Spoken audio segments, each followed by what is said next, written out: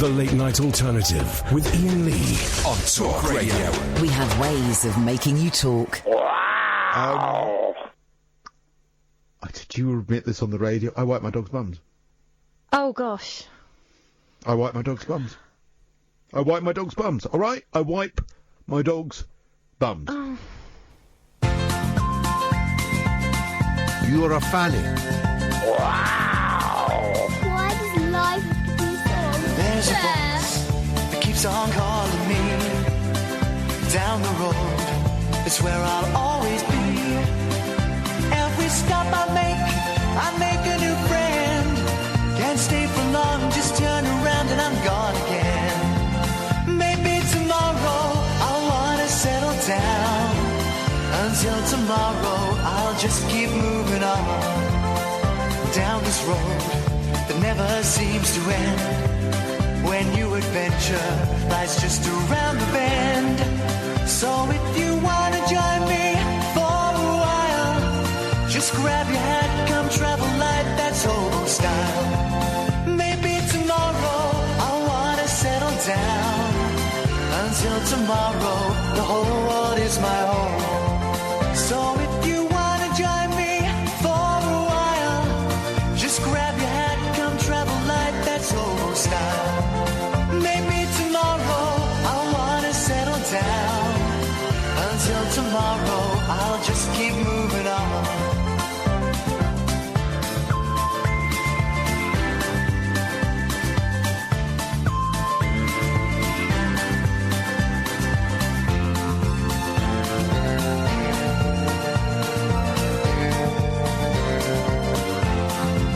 Maybe tomorrow I'll wanna settle down. Until tomorrow, I'll just keep moving on.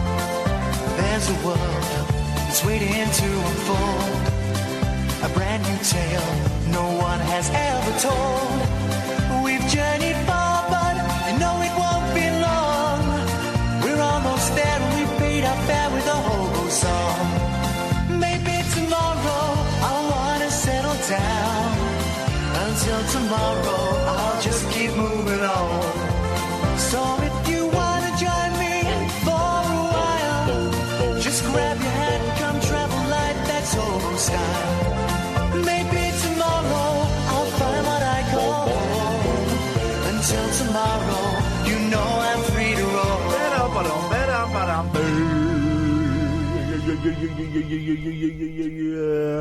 Good evening, dear listener. Thank you, Christo.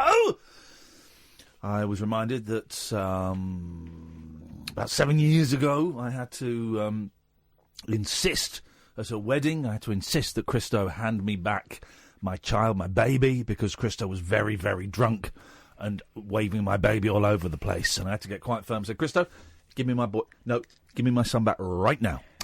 Good evening, I'm Iain Lee. You are? Catherine Boyle. Sam is answering the phones this evening in what is proving to be, already, 5 minutes in, one of the greatest shows known to mankind. Someone has requested this on the text, so let me... There you go, anonymous texter. You texted in, you got it. If you want to text in, 87222, start with the word talk, 25 pence, plus a little bit more probably. And I will play any of your sound clips that you request this evening. Only on the text, please, not on the Twitter, not on the phone calls, you dirty, dirty boys. The Late Night Alternative, a phone-in show where you can call in about anything you want. I'm holding back a little bit because I've got this pain in my... it's not peanuts. I've got this pain... It's up inside. It's a pain I get from time to time in my throat. It's not a sore throat. It's like a gland. Is painful. And whenever I get it, and I'm going to say something, and I'm not making a joke and I'm not making light of it, whenever I get it, I always think, oh, I think this is throat cancer. I always do. It's not me making a joke. Wouldn't make a joke about the old TC, Top Cat. But I don't think it is throat cancer. I've had it before, and I've always come out the other side, but it means it's just a little bit painful to speak. Which I'm sure makes some of you very happy. Thanks a lot, guys. Thanks for the support, guys. What was the film? Is that Is that a symptom you're doing there, or are you doing a voice? No, I'm doing a voice. Okay. I was doing it out the side of my. What was the trailer for the film that we watched earlier on? We're talking about what film we plan to show for the next rabbit hole. It's going hopefully we've just got to double check the booking. But Saturday, the 26th of January, we're going to do another rabbit hole picture show in King's Cross. Just double checking the booking, and we think we're probably Kath's choice, probably going to go with Weird Science. Because I think it'll be because A, it was I remember loving it when I was younger. It's a funny film, but B, I also think it's quite rapey now, and it'll be interesting to watch it and laugh, and then have a chat afterwards about where it sits today. She's kind of in control, though, isn't she, to a certain degree? I don't remember. I don't think that age of woman really should be hanging about with two little weirdos. Well, they're only about 15. They're 15. Yeah. There's also a scene that's quite racist as well. They go to a black club. Oh yeah, he does a voice. But we watched some trailers. What was the trailer we saw? Frankenhooker. Frankenhooker. Yeah. Wow, that was 1990. Passed me by. I can't understand why. Frankenhooker, where I guess Dr. Frankenhooker makes a prostitute, sex working. Reanimated corpse with bits. It's incredible. Go and watch the trailer for Frankenhooker. Dave says, I've done made a joke. Why does Christo Fufas wipe his dog's bum? Because if he didn't, he'd have a Crosto Poochas. That's quite good. I like that. That's quite like that. Go on, sounds chuckling. There we got him. So tonight's show is going to be great, but it's going to be a little bit quieter. I know some of you prefer the quieter shows. Can we just say tonight, I don't want any a-holes phoning in. I don't want any dicks phoning in. I don't want any knobbers phoning in. I don't want anybody phoning in who's going to make me raise my voice, because it will only hurt me. We don't want beef tonight. No beef. Beef free. Let's make it meat-free Tuesday. You can do it right now, please. So we're going to just have a nice, gentle show if we can. It's been a gentle day. I got up late. Got up about 11. I think gone 11 I got up. Just because it's so cold in my house, because the boiler doesn't work. It goes on for a bit and then it stops and all of that.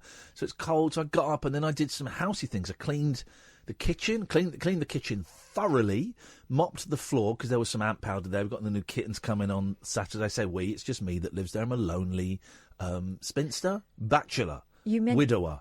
You and Velvet. Yes. So clean the kitchen, so I smell a bit of bleach, which is fine. Then I cleared some rubbish. Then I sorted out my kids' Christmas presents into piles.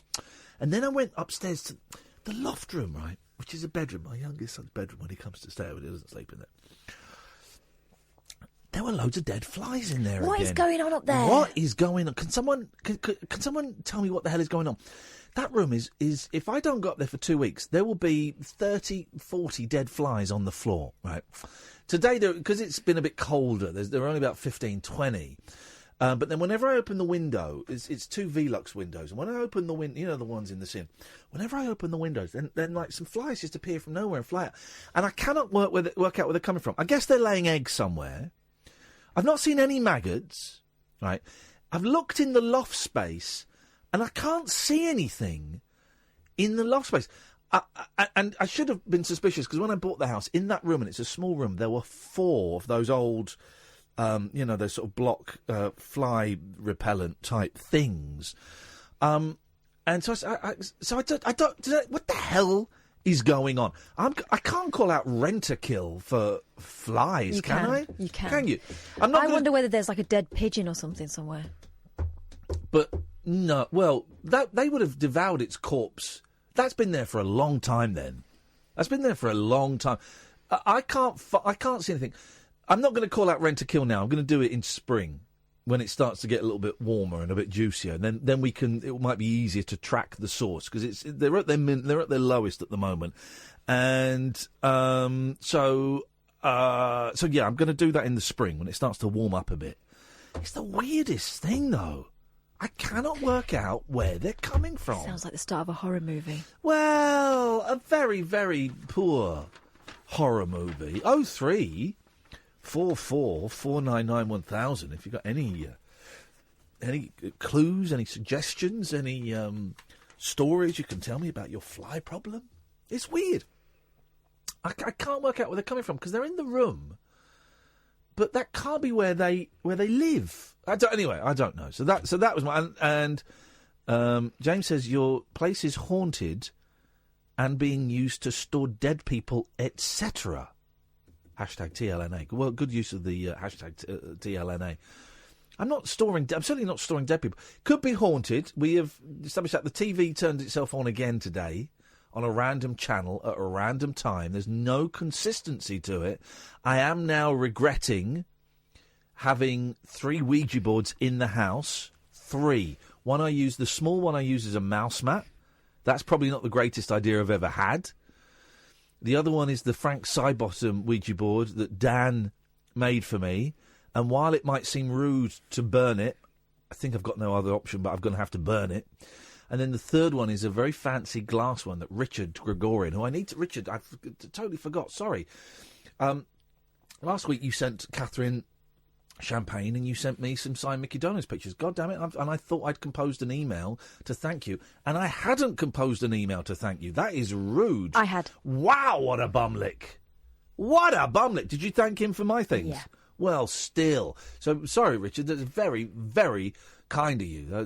You're my favourite of all the listeners. Absolute goes to number one. We accept bribes. So whatever we were just talking about there. Some good news. The first bit of good news is we haven't. Okay. The first bit of good news is bad news. So the logbooks for the show, which we were planning to open on the New Year's Eve show, there are 2, and I was so peed off with it that I was going to burn them once they both came in. Well, the second one still hasn't turned up, so I have gone off the idea of burning them now. It's given me a little bit of what I believe they call a cool time, a cool down time. Cool down period. I've had a cool down time. So I've cooled down in time, and so I'm not going to burn them now.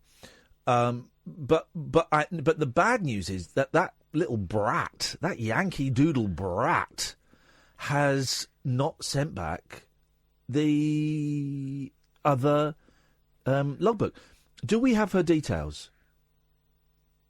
Oh, for God's sake! Yeah, probably. Right. Well, can we find them? Can we phone her up and can we blast her ass on the air? Don't look to Sam. Sam's got the phone number. I've only got the address. I'm looking to you, the producer. Ours is going to be a very... yes, I'm going to produce. Sam, could you look her up, please? He doesn't know what's her name, exactly. Why don't you go out there and do this? Go out and produce. I'm a bit busy, mate. You're not, though. I'm doing a brilliant opening monologue. Go on, then. Well, I'm doing it. You go on then there, and I'll do this then now. Sorry, what? You go on there then. I'll do this now then. Oh, sorry, what? You go out then there. Yeah. I'll do now this then. What do I do then? Out! Damn spot, Shakespeare. I'll be dropping various quotes from various playwrights in throughout the evening, and you have to guess who they are. Here we go. Tom in Leicester says, Ian, sounds like you have cluster flies in your roof. What does that mean? That sounds absolutely hideous. Cluster flies? What the hell are cluster flies?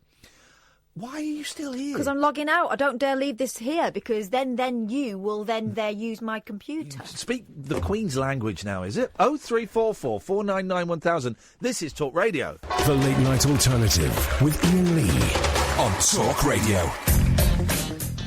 Joe says this is turning into a bloody miserable show.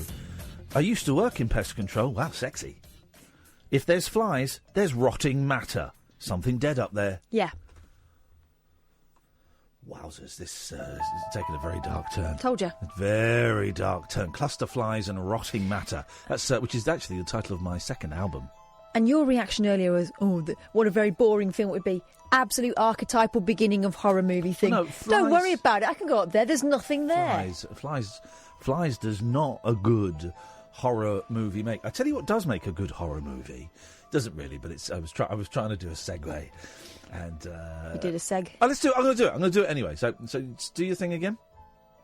Can't remember what it was. Well, it doesn't make a good horror movie, but I tell you what would make a good horror movie is if you were in the opening night of your Broadway musical, okay, and you're giving your heart and your soul, putting everything you've got into your performance. Broadway. Have you seen this story? No. And you're playing Sonny Bono in the Cher story. Have you seen this? No. So there's a Cher musical called The Cher Show, right? And the guy playing Sonny Bono was thrilled to be there and performing. He looked out, star-studded audience, Cher was there, stars everywhere, and he looked down and he saw in the fourth row one of the biggest stars in the world on his mobile phone, cell phone as they call it. So when he finished his scene, he walked off, he got his cell phone, and he tweeted, "Hey Kanye, glad you're great to have you here, but if you look up from your phone, you'll notice we're doing a show. It's our first night. It's kind of a big deal for us. Maybe you'd like to watch it." Beautiful Tweeted work. him during the show. Totally called him out. Kanye, if you look up, we're doing a show. First night for us. Kind of a big deal. You might enjoy it. How rude. How rude. I mean, Kanye West, as we know, is, and let's tread very carefully and politically, he is nuts, right? But nuts, some of the best-mannered people I know are absolutely crazy. They've still got manners. So, and especially if... No, this does make a difference. Especially if you're a performer. If your job is standing in front of people trying to get their attention, well, then have the decency to when you go into somebody else's place of work like that, to look at... If you're bored... You know, leave. I would leave during the interval because you're a big... But if you're bored, leave. Don't sit there on your phone texting So away. out of order. You plum. I would love to know what Kanye West would do in a similar situation. He would... Is he the fella that jumped up on stage? Yes, he is. Right, OK. Well, in that case, Sonny Bono has balls this up. He should have... thank you, Sam. He should have jumped off stage and snatched the phone off of him and... said Taylor Swift. This is Taylor Swift's phone. Should have stamped on it. Should have stamped That's on it. outrageous, and yet not unusual kind of behaviour for that guy. But here's the thing: in the cinema, my phone is definitely off. The cinema, so it's different. My phone is definitely off by the trails. I'll have the phone on during the adverts. Okay, silent, obviously. I have it on during the adverts. Once the trails come on, my phone goes off.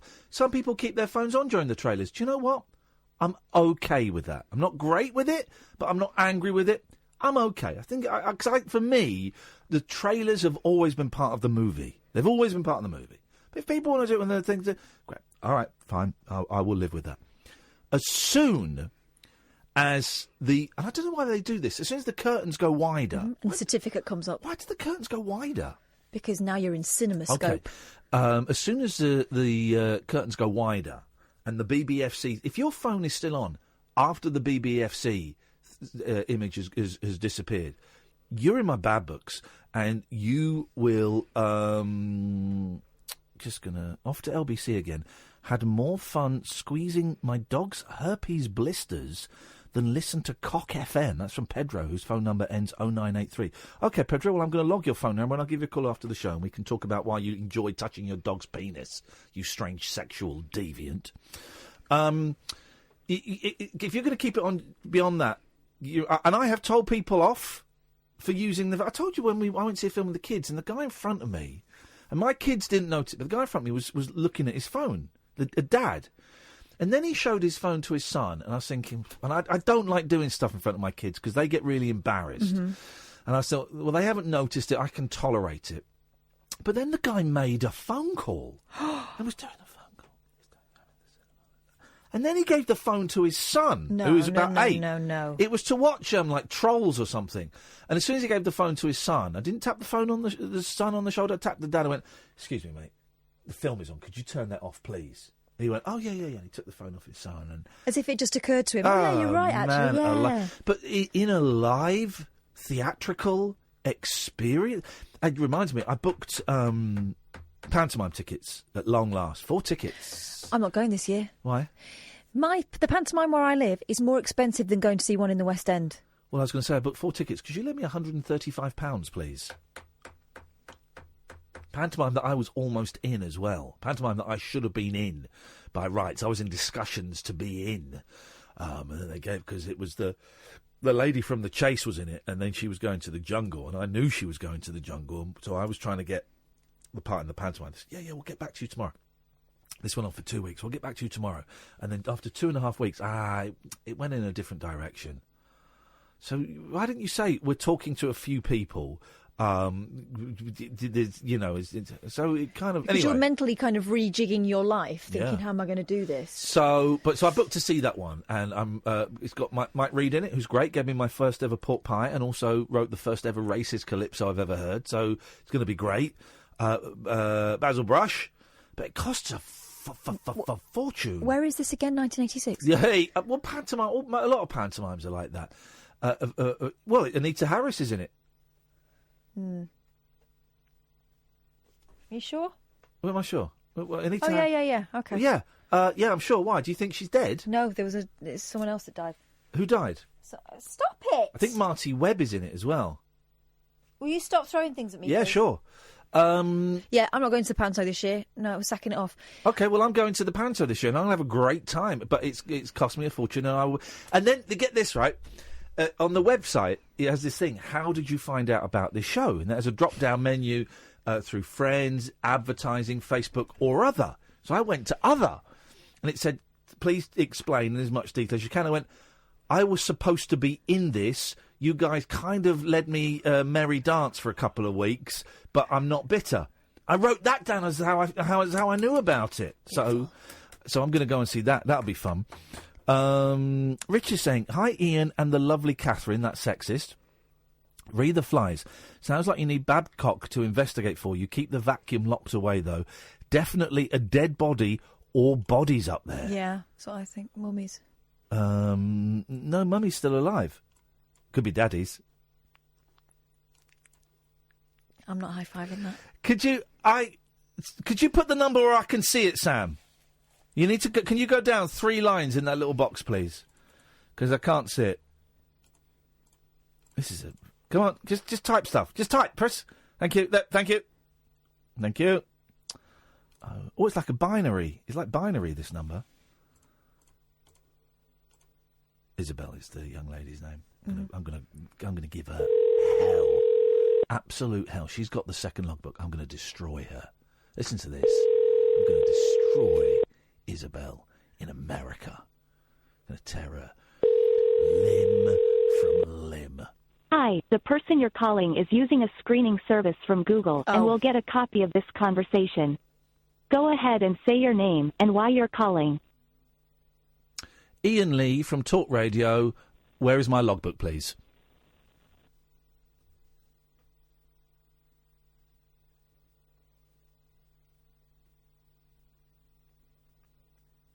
And? Over.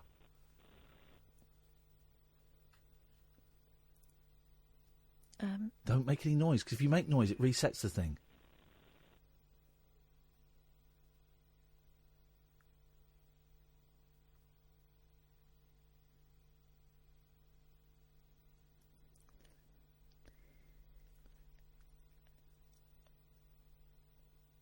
Flip it, what is this? Sneeze. What is this? Hello? Up yours, Google. No, don't say that, because she's 11. Up yours is fine. Hello? What do we do now? Put the phone down. Why? Because then it'll stop. All right, let's put the phone down, and then we'll call it again. By the way, 0344 499 1000, if you want to call me, anybody, you'd be very welcome to. I'm not quite sure what's going on here tonight. It's very strange. Very strange. Here we go. Here we go.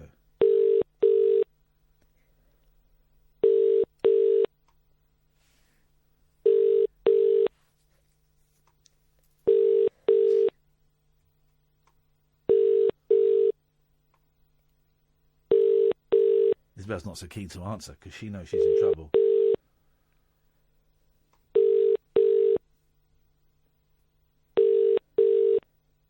The Google subscriber you have called is not available. Please leave a message after the tone. Hi, Isabel. It's Iain Lee here from Talk Radio. Can we please have our logbook back? Thanks so much. Bye. There we go. Late night conversation worth losing sleep over. The Late Night Alternative with Iain Lee on Talk Radio. We have ways of making you talk. 0344 499 1000. Jasmine says, I always use this when having a sore throat, and she's got a stone. I'm not touching a stone. Sorry, what? Let's go to Jimmy. Good evening, Jimmy. Evening, Ian. Jimmy Frenton here. How's it going? It's going very well, Jimmy. And yes, go on. Good, man. I'm still trying to get back into the world of entertainment, but I've got some more TV ideas. I suggest you need to be entertaining for that to be a possibility, but let's see. Could you take us off speakerphone, Jimmy? I do apologise. How many times do I need to be told? Twice is the number of times you're going to be told. Fantastic. Good evening. Good evening. Good stuff.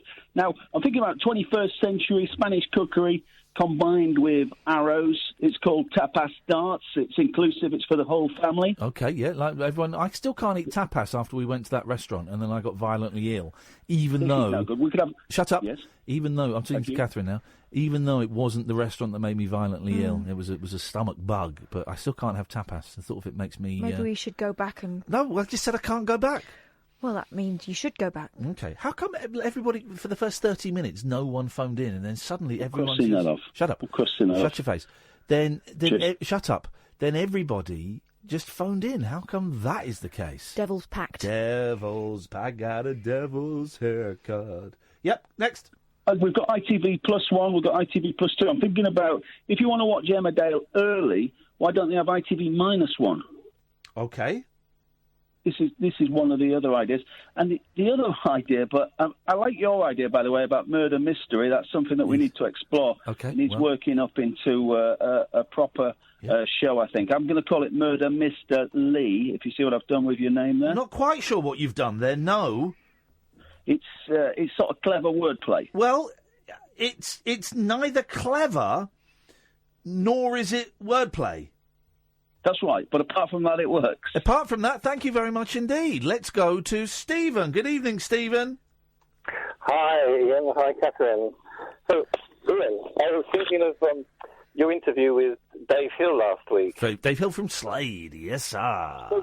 Because, actually, I disagreed with a caller you had afterwards who said that you were monopolising the call, because it was the complete opposite. I think, because I'm not particularly keen on Slade, but I was riveted by the interview because you gave him the appropriate length of time to make his points, and you did what a good interviewer should do, just clarification, and just say, oh, so that must have been hard for your family. And he says, yeah, it was. And no, that person, someone phoned up and had beef with me and doesn't like me and said that I dominated. Well, it's not true at all. I could hardly get her word in edgeware. Actually, when I edited the podcast, he's talking about Julia Hartley-Brewer, and obviously he's not allowed on her programme because he's a rude pig. Oh, it was the Listen to Me guy. Yes, he had a thing that he wanted to do, and he couldn't do it to Julia, so he tried the next best thing. Yeah, he was a Belch. He's welcome to call in again, but he was a Belchies. No, Dave Hill was a joy, a gentleman.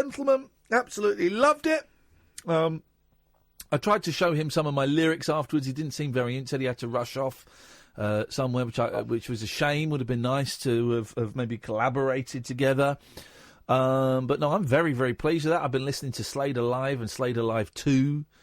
Slade Alive is great. They do a John Sebastian Lovin' Spoonful song, Darling Be Home Soon, right? Have you heard that? Have you heard that version? No, don't think I know. Well, hang on a second. I'm going to play it to you. I'm going to play you a bit of it. Slade, Darling, Be Home Soon. Because it's absolutely stunning, right? Okay. But I'm not going to play all of it. I'm going to play some of it. But then, Noddy Holder, then they just do something that ruins it. Here we go. Listen to this. My darling, be home soon. Hang on, let me get this is great. I think I've come to see myself at last, and I know that the time spent confused was the time that I spent without you, and I feel myself in blue. Something I've never heard before on a live album coming up. Never heard this before, and it blew my mind. It shows you how far out Slade were, right? Darling, be home soon. I couldn't dare to wait an extra minute if you, darling, my darling, be home soon. It's not just these few hours I've been waiting since you toddled for having you to talk to. Here it comes. Never heard this before on a live album.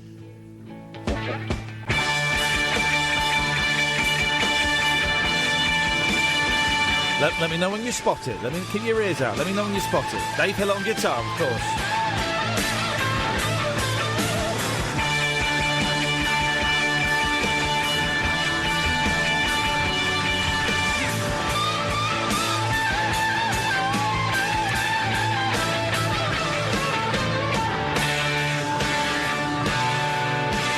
Never heard before on a live album. Let me know when you spot it. Okay. Pay attention. Listen very carefully. Okay. Here we go.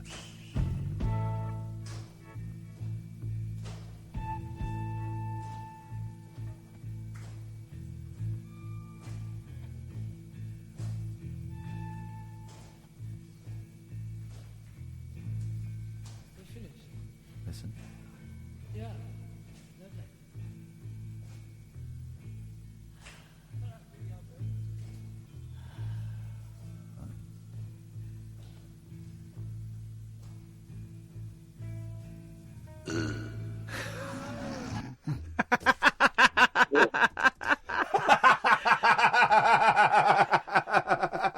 Noddy! You dirty boy! Beautiful song, you belched on it. Gosh, rock and roll.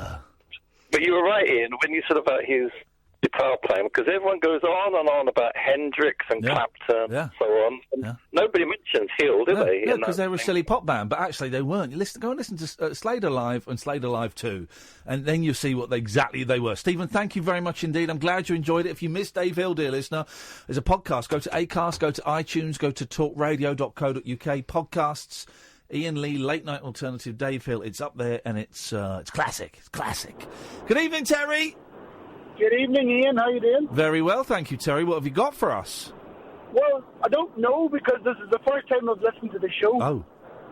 So I'm wondering, could you have like a previously? Because I've really, so far I've picked up, you've got Dead Bodies in Your Attic and Slays. Yes. You've just you've pestered an 11-year-old girl in America about some sort of a logbook. Well, funnily enough, Terry, we do have a little recap machine.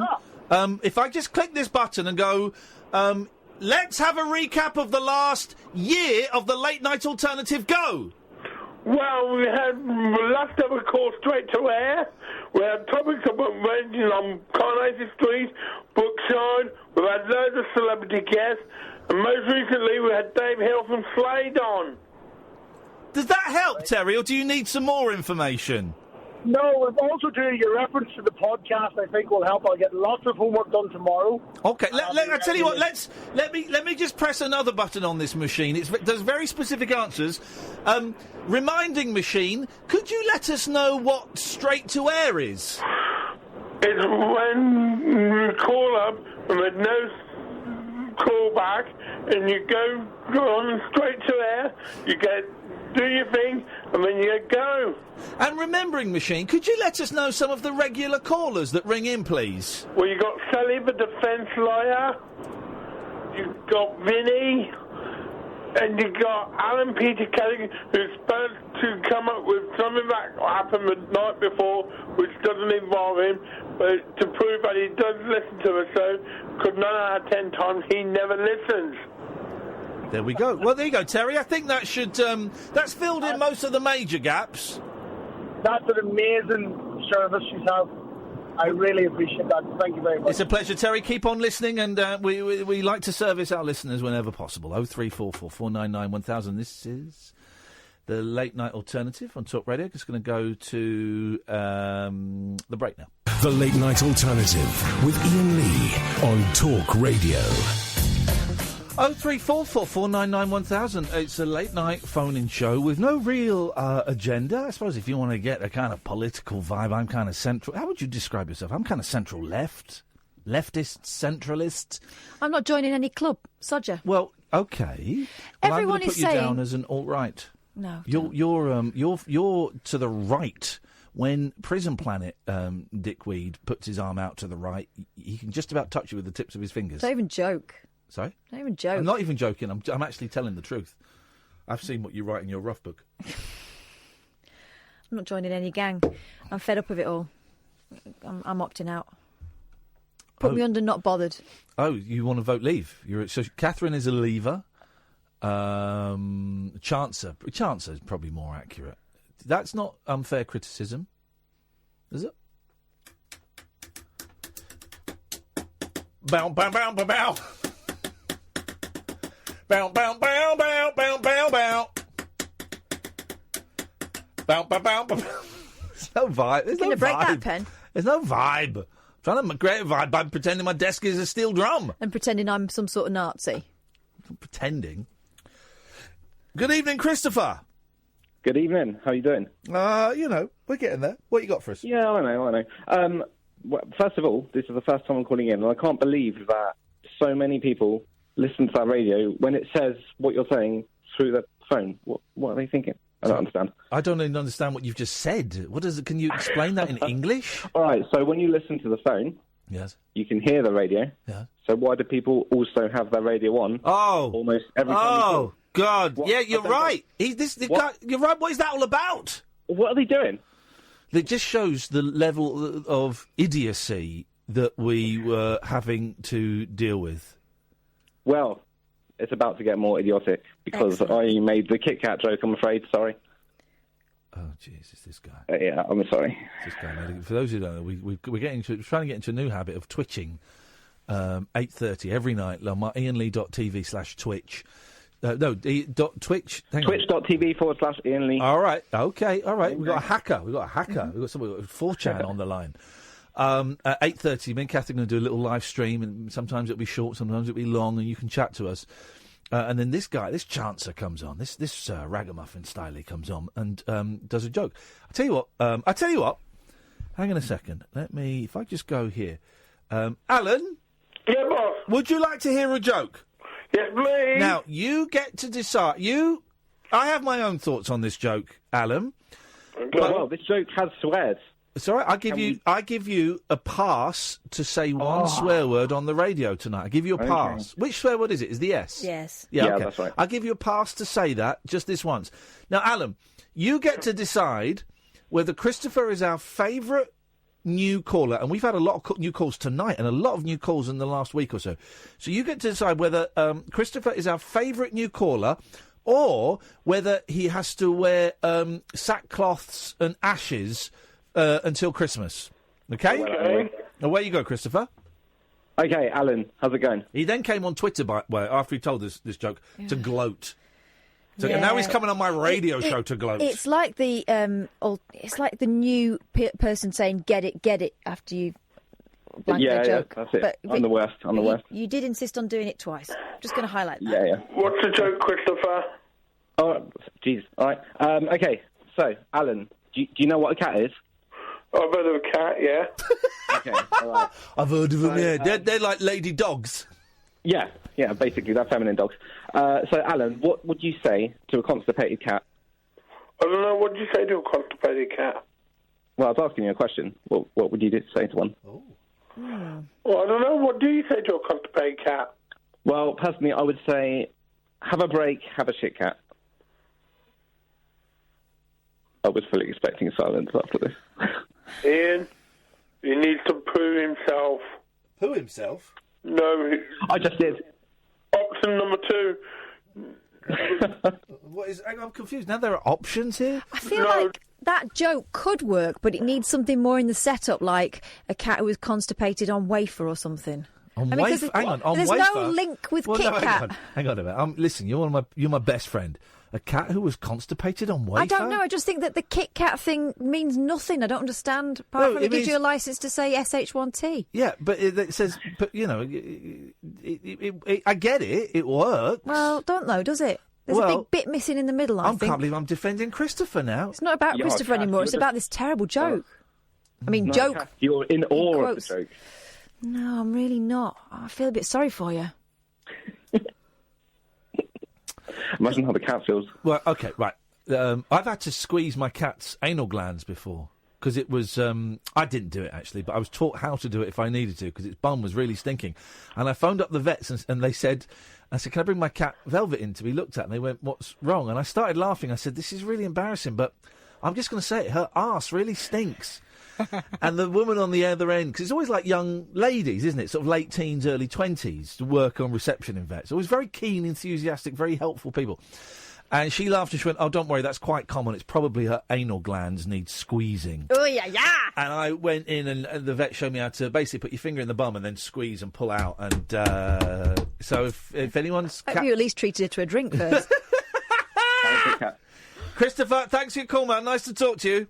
Take it easy, guys. Ta-ta, bye-bye. He's a nice guy. Christopher. He's a nice guy. It's a shame, isn't it? Alan, finally, we get to speak. What kept you so long, brother? What you got for us? Well, I've got a bit of a query for you. Are you working on Christmas Eve? No. So who's going to is Rupert going to cover? No, I don't know. We're not working, so we don't care. But is it going to be a New Year's Eve party? You're saying Christmas Eve, though? But New Year's Eve the following week. Yeah, we're doing... Right, which one are you asking us about? New Year's Eve. Yeah, right, New Year's Eve, yeah, we're working. So we're going to have a party New Year's Eve? We're going to have a New Year's Eve party for people who don't like New Year's Eves. So an anti-New Year party? Well, no. No, I was very, very specific in what I said. It's a New Year's Eve party... Yeah. For people... Yeah. Who don't like... Yeah. New Year's Eve. Right. You got it? Yeah. Say it back to me. A party for people who don't like New Year's Eve? No. Try again. A New Year's party for people who don't like New Year's Eve? Try closer. A New Year's Eve party for people who don't like New Year's Eve? Correct. Well done. We got it. We're in there. I don't know if it's 3 hours. Sometimes we've done it once and it was 3 hours. We did it once, it was 4 hours. I don't know. All I do know is that we're going to have trouble getting home. Maybe we book a hotel now just to have it because it took us hours to get out last time. You'll be lucky. Sorry? I mean, they get booked up in October. I could book you a hotel right now. You reckon? Yes. I wonder how much it will cost. Why, are you thinking of paying? Well, I might come down to London for it. You won't be allowed in? I'm sure Sam will let me in. Sam won't. Sam's probably not working. Sam's a young person. We've got a life. Probably going to be out there in the nightclubs doing poppers, getting high. No, he's working, aren't you, Sam? Are you working? Mm-hmm. Hey, thank God for that, because we normally get some absolute weirdo bell cheese. What about Hayley? Say? Let's not talk about Hayley. Well, no, Hayley's... We get a couple of good people. We get Hayley. We get... Who's the other young lady that helps out? Katie? Is that her name? I mean, no, is it Hayley? Yeah, Katie's... Holly. Katie's also good. Holly. We get those three are great. So actually, we have got some good people that sit in. But on New Year's Eve, it's normally some weirdo that didn't get sacked from TalkSport, but just stopped getting shift because everyone thought because they'd been caught masturbating in the ladies' toilet. But then on New Year's Eve, they need to get them in again, so they do. That's who we end up working with quite often. But is it you, Sam? You look so pleased. Well done. So it'll be New Year's Eve, which I think is around about the 30th or the 31st of December, maybe the 1st of January. It's Monday the 31st. It's definitely the 31st, is it? Okay, you know the schedule better than me. And it'll just be me and Kath and Sam, and we'll take calls straight to air. We'll play Top Trumps, we'll play Silly Sausage, and we'll go light on midnight. We'll go light. You know, we're not going to do the hey, oh, hey, oh. We're not going to do any of that, because I don't like New Year's. I don't get it. I've never got it. I don't understand what the concept of New Year's is. Well, you don't have friends, so you don't understand the concept of New Year's Eve. It means it's a new year, the night before a new year. I mean, where does the year begin? Does the year begin when you fall asleep, or does it start on midnight itself? Well, literally at 1 minute past midnight. No, incorrect. 1 minute? 1 second past midnight. 1 minute past midnight? So what's those, like, the first 59 seconds after midnight? That's like some strange timeless zone. Yeah. So it's not 1 minute past. When is it? 1 second. Incorrect. When is it? Midnight. Incorrect. When is it? Don't know. It is like the fraction, it's a hemi-demi semi-quaver of the smallest fraction of a second after midnight that it becomes 2019. Can't believe I'm the only person that knows that here. And it's signified by the very first bong of Big Ben. Okay. Well, thanks for calling, Alan. Thank you. No, it is. Hang on a minute. No, it isn't, Alan. Isn't it? No. No, hang on. When do the Just bongs... before the second bong, surely. No, surely... So the first bong is on midnight. Yeah. Well, then it's like a semi-demi quaver, the smallest period of time measurable after the first bong has started. Mm-hmm. So you're saying the second bong? That's crazy. That's absolute nonsense. You might as well say a minute after midnight. When a year let's starts. just say midnight. It's when everyone else says it. Well, but okay, right. Yeah, it is. All right, thanks for calling, Alan. It actually is. Okay, right. That's what you say.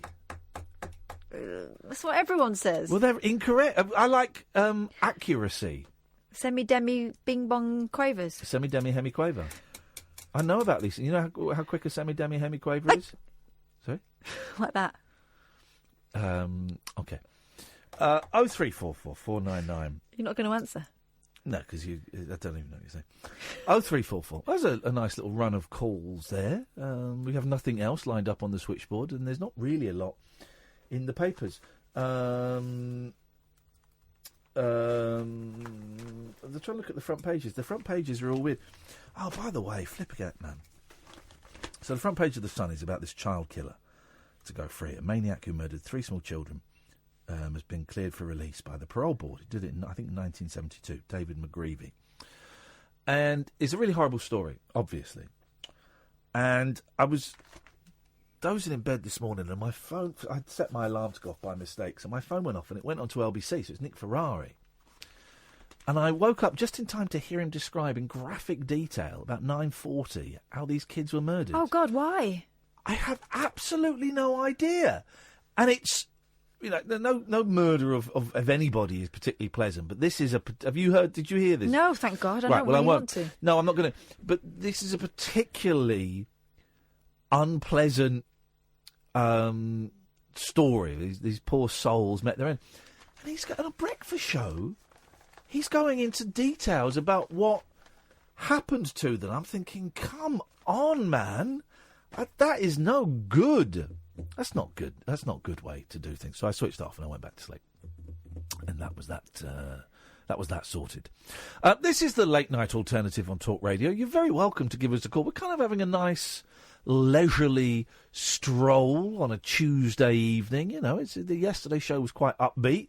Got a bit of a sore throat tonight. You know, it's glands as opposed to glandular as opposed to a throat thing. So I don't want to shout. I don't want to get too excited. So we're going to take it nice and easy. Got some bits and pieces in the papers to talk about that we'll go through.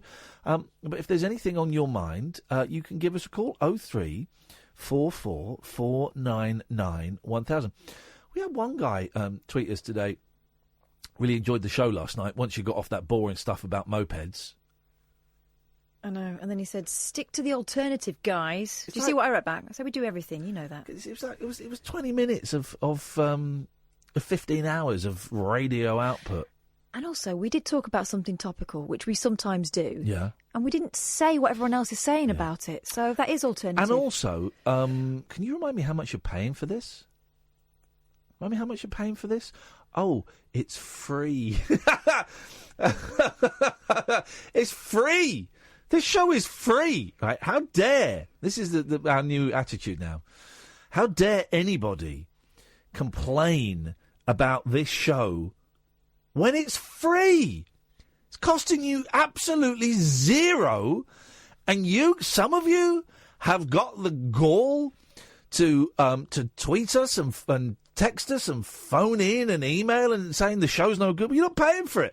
Here's the thing, if you were paying for it, but our live shows, if someone came up to us, as they have done once in the past, and said, do you know what, I really didn't enjoy that live show that I forked out 10, 12, 15 quid for a ticket, I'll give you your money back. I'll give you your money back, because I don't want anyone going away disappointed. Well, only once someone has come up and said, do you know what, I really hated the show and what you've done with it. And we discussed it, and in the end, she was there with a friend. I said, right, just remind me how much you paid for it. I got my wallet out. Remind me how much you paid. Oh, no, I don't want any money. No, listen, I don't want you leaving unhappy. If you really disliked it that much, I'm going to give you a refund for both. Oh, no, I don't want money. Oh, no, you're turning it into a thing. No, I just, So, if you want to complain about this show, go and tell the people you paid for it. 0344 499 1000 is the phone number. Manny, stay there. You'll be the first call after the news. Across the UK, online and on DAB. Get an earful of unusual nocturnal emissions with radio's Lord of Misrule, Iain Lee. No relation, thank God. Unfiltered Night Talk with the original king of unconventional conversation. The Late Night Alternative with Iain Lee on Talk Radio.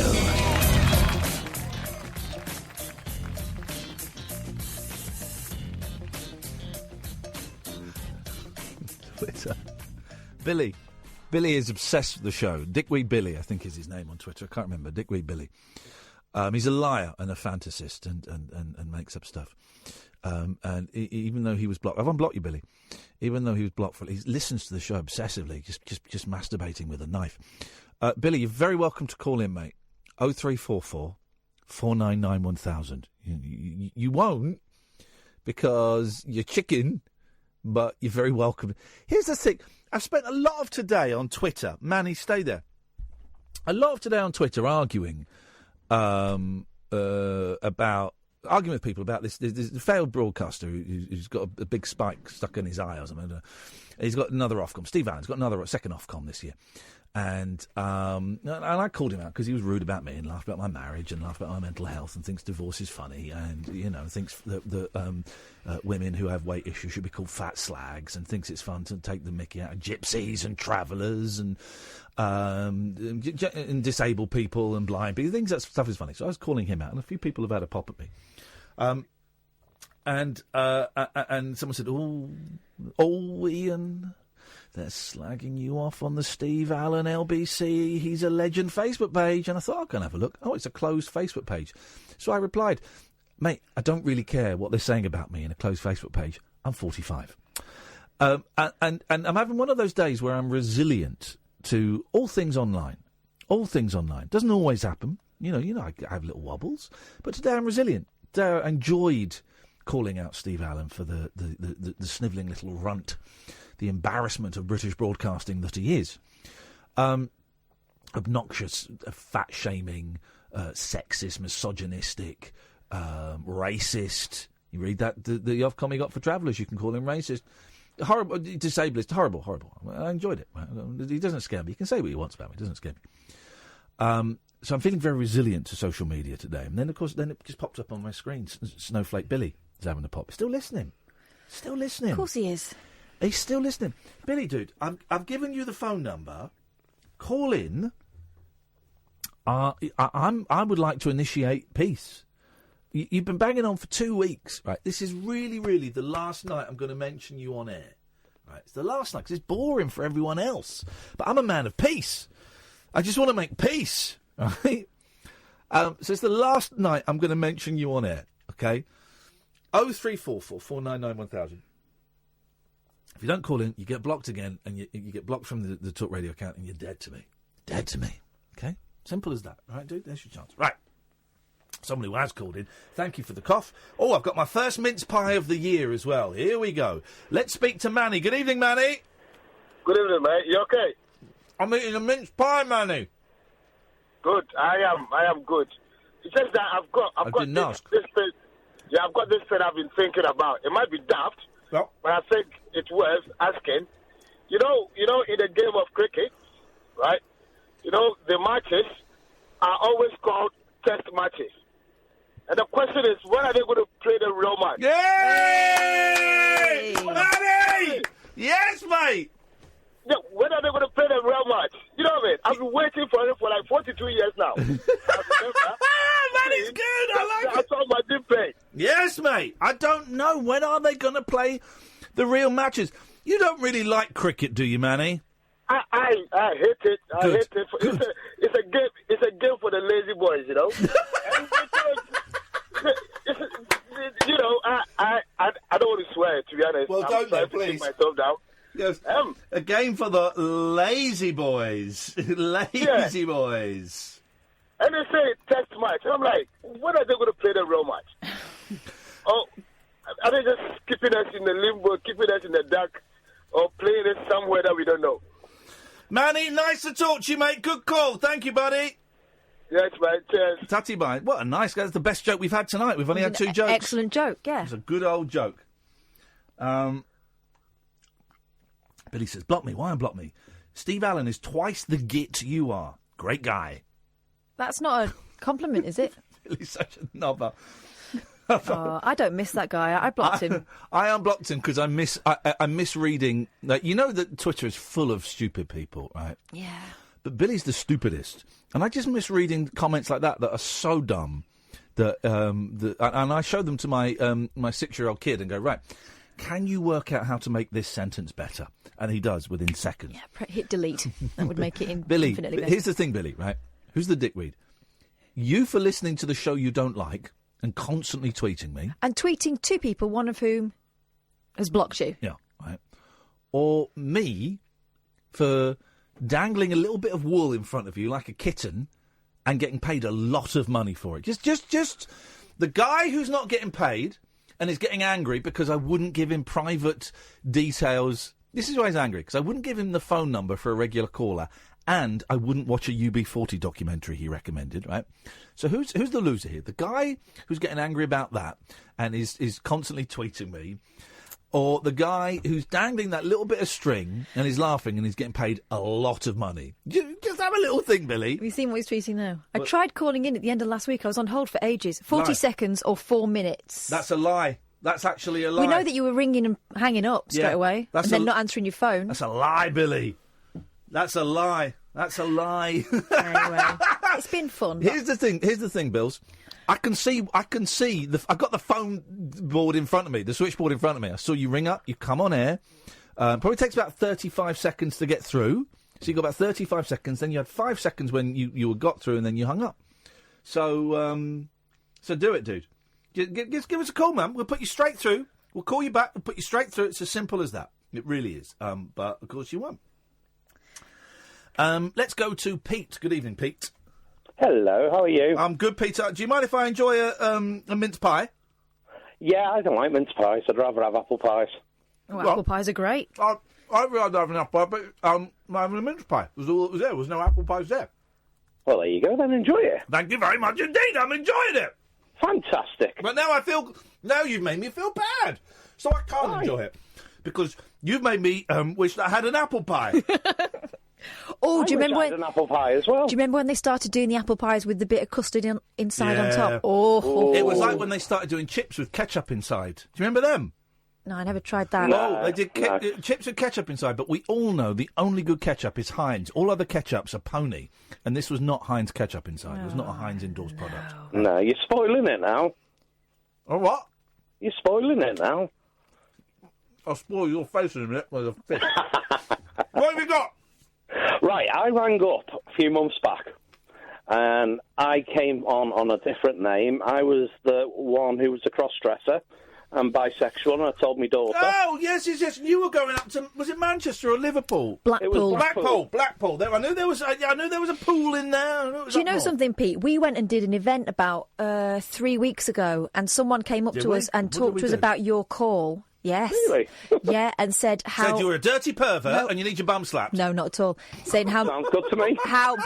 Saying how brilliant you sounded and how proud of your daughter you should be, is what they said. Oh, it's all changed since then. I've actually told my son now.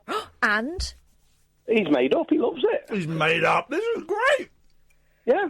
I told my mum and dad. You have the... what did your mum and dad say? Mum wasn't bothered, and my dad says he thinks I'm too old and I'm having a midlife crisis. Hey, listen, whatever gets him through the night. And do you know what? Yeah. It could have been worse.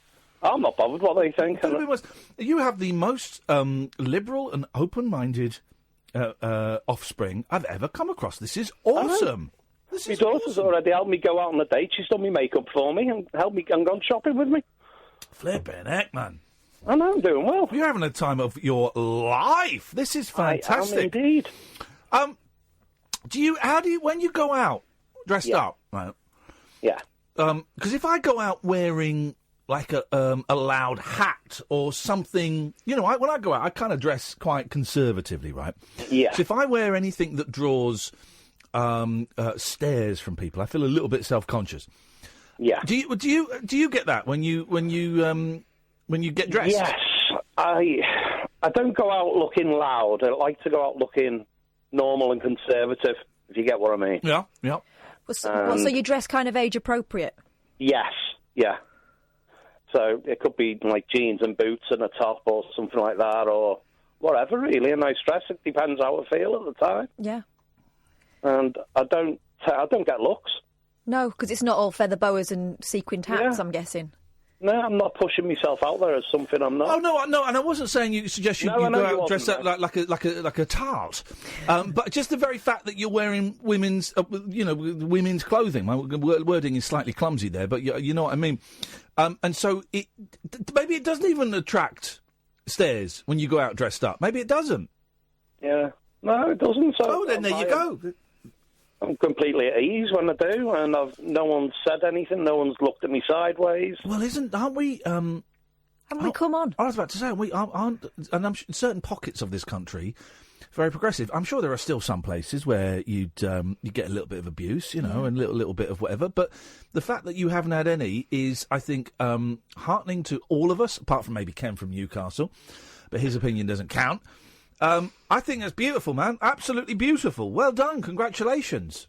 Yeah, so life has changed for me now. Everything's pretty good. You sound like a weight has been lifted. It has. I told my brother tonight, and he said, "Do you know what? You've totally changed." And he wanted to see a photograph of me, my brother.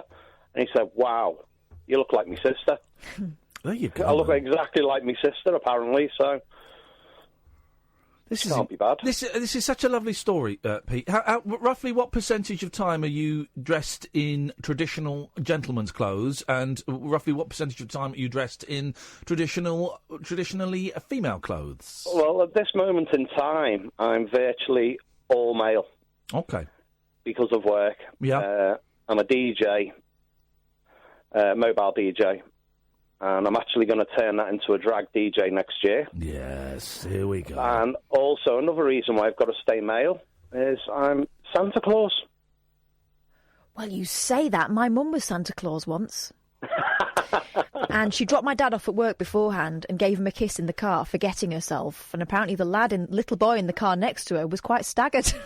I can imagine. I don't know if I listen, the whole trans, cross-dressing, whatever you guys want to call it, I'm cool with that. One thing I'm not cool with is a woman pretending to be Father Christmas. Did she have a beard? Yes. No.